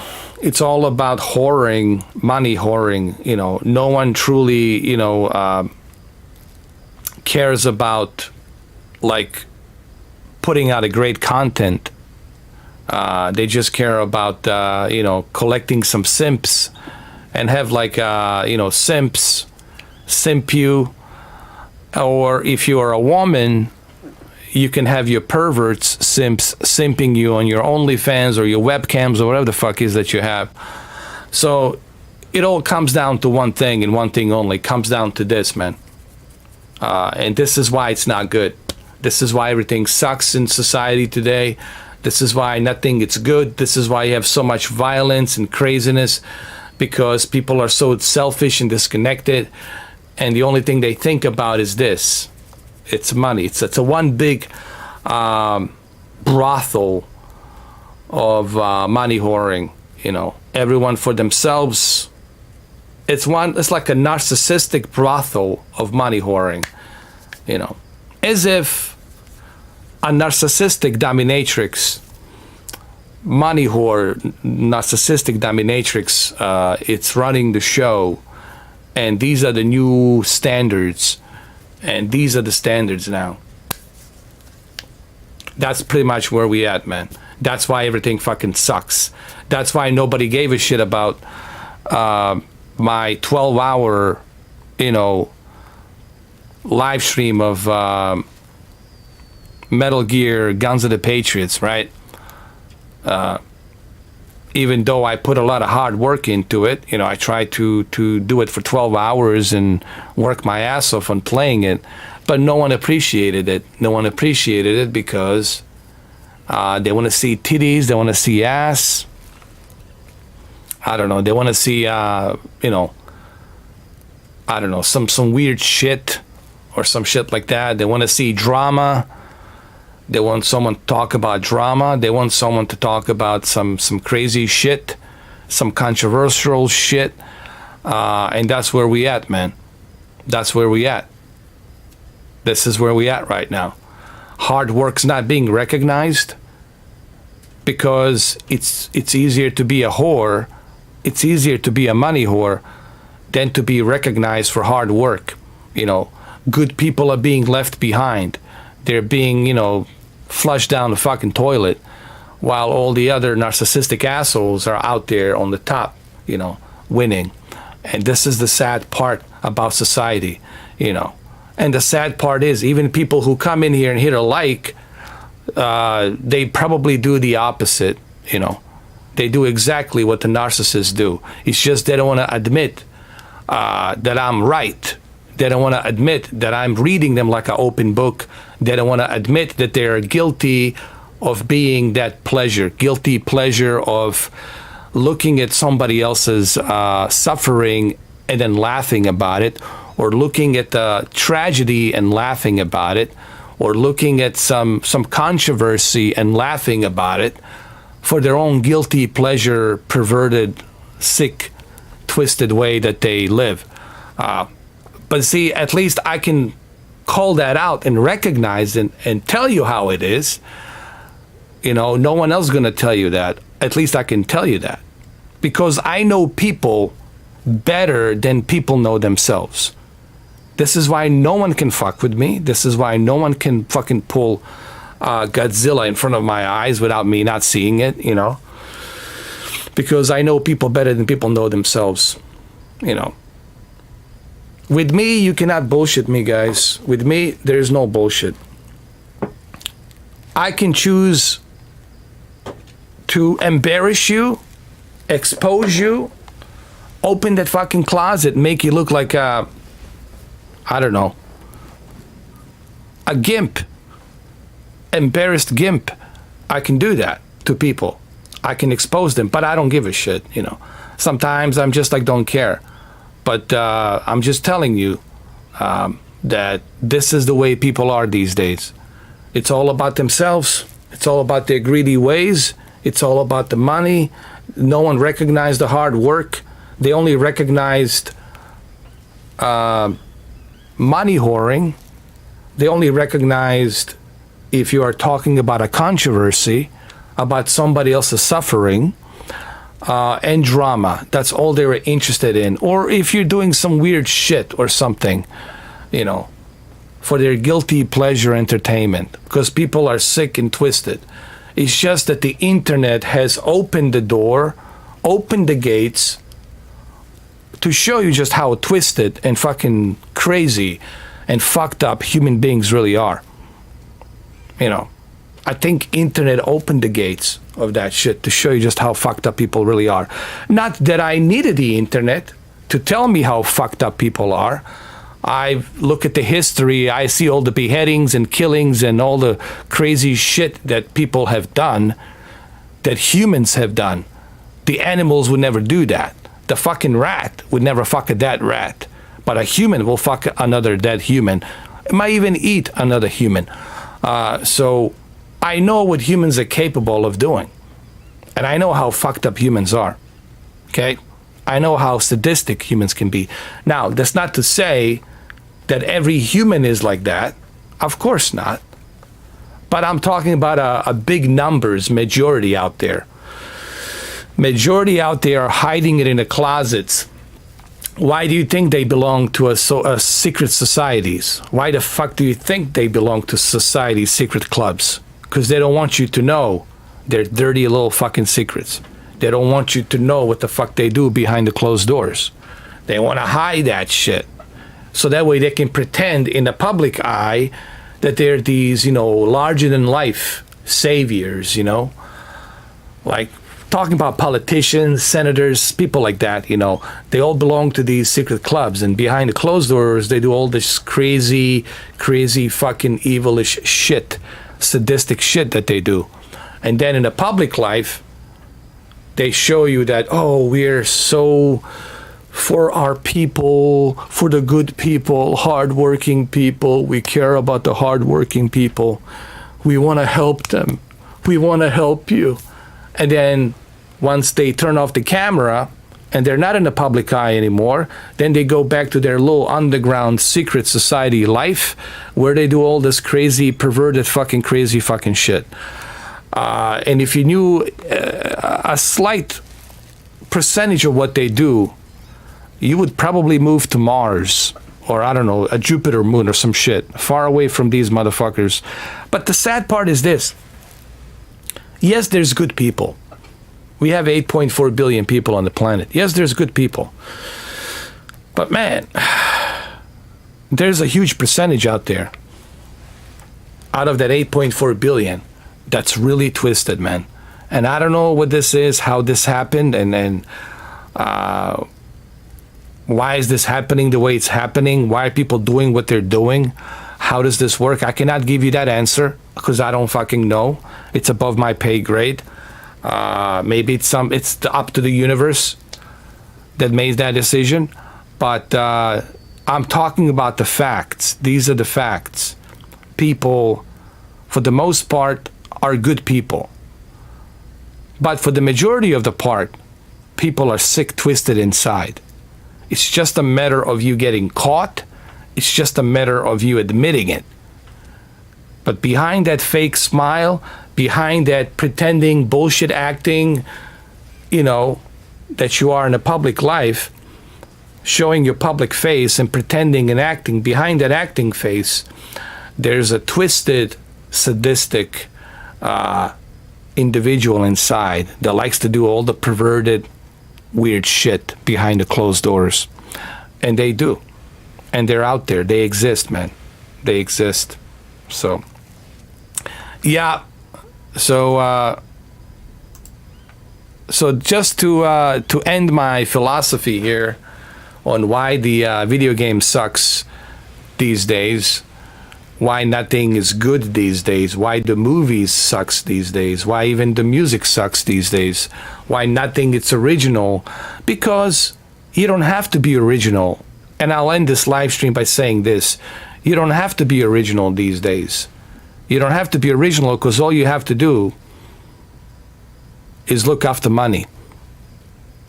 Lie, cheat, steal, bullshit, and con, and manipulate. And that's how you're going to make your money. And that's what you got right now in today's world. Manipulation, conning, and lying. Lying is the new language. This is the new language now. That has been a standard for a while now. It's a standard universal language now. Lying, it's like a standard universal language, and that's where we at, Look, I even made him cry. Yeah, I even made this guy cry. Anyway, I made the hacker bot cry. Yeah, I made him cry, dude. Because I think I just explained who he is. I exposed him to what he is. And now he's going to have that fake laughter. And then at night he's going to cry. Hide somewhere in a corner and cry because his life sucks. He has no life. So that's what you got. All right, guys. So enough of my philosophy. I just speak the truth. You know me. No bullshit here with me. And do yourself a favor. Don't try to figure me out. You're wasting your oxygen. You're wasting your oxygen. Conserve your oxygen. You're never gonna figure me out. I'm trying to help you. Conserve your oxygen. You're gonna need it. You're not gonna figure me out ever, even in billions of gigatrillions of years, time over. Even if the supernova galaxy comes out again and I get reborn, you're still not gonna figure me out. So just drop it. Anyway, I'm out of here. I'll see you guys soon. Take care. Evil Dead, save your $40. Don't waste $40 on this. It's only a multiplayer. I would wait till they drop down the price. When they drop down the price to like $20 or something like that, then okay, I guess you can, it's $20. It's not the end of the world. You can buy it and check it out. But I don't know. Right now, I would wait. I definitely would not go out there and waste $40. It's only a multiplayer only, and multiplayer only with no extra content and no extra maps, no extra features yet. Save your money. Save your money and buy a Days Gone. Play it on the Steam Deck. That's what I'm gonna do, boy. Hey, Deacon, man, thank you for being a premium member, man. I really appreciate that. I appreciate you, support. I appreciate all my members. I put you guys on the on my front page to thank every single one of you. I really do appreciate it, man.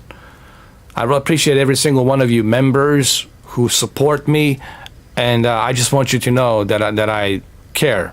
I do care, and I do this because of you guys. If it wasn't for you, if all I had was this naked HD guy, I would never bother with the YouTube.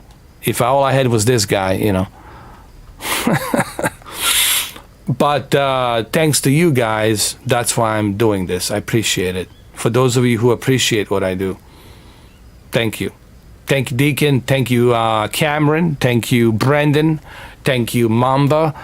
And thank all of you who, Matthew Fritz, Jew Daddy, which is Matthew Fritz. Thank you, guys. Thank you, Adam. Thank you. Oh my God, so many of you. Extreme Gamer. Fuck. Sorry if I miss somebody. So many. Thank you, Brendan. Thank you, brother. And happy birthday to your brother-in-law, and happy birthday to your dad. Thank you, guys. I don't know. We'll see. Maybe later on I might do a podcast if you guys want to do a podcast, If you guys want to go deep into philosophy of today's world.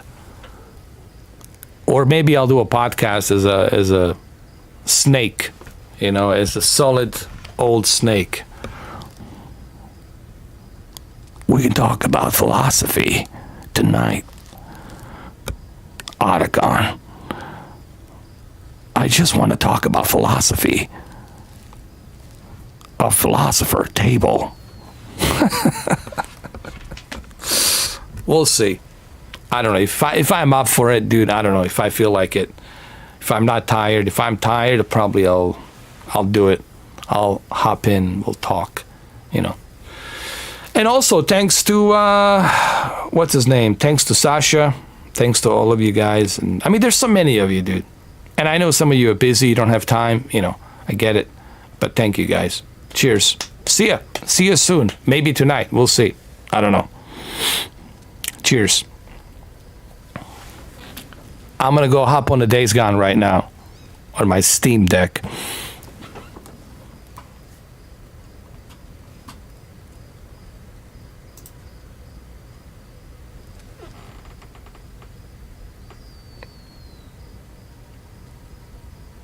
So I'll let you know if I'm doing it tonight. If I'm doing it tonight, if I do a podcast tonight, it will be probably late at night. But we'll see. Maybe. I said the word maybe. Maybe, maybe, maybe. For the record, maybe. Okay. Take care, everyone. Cheers.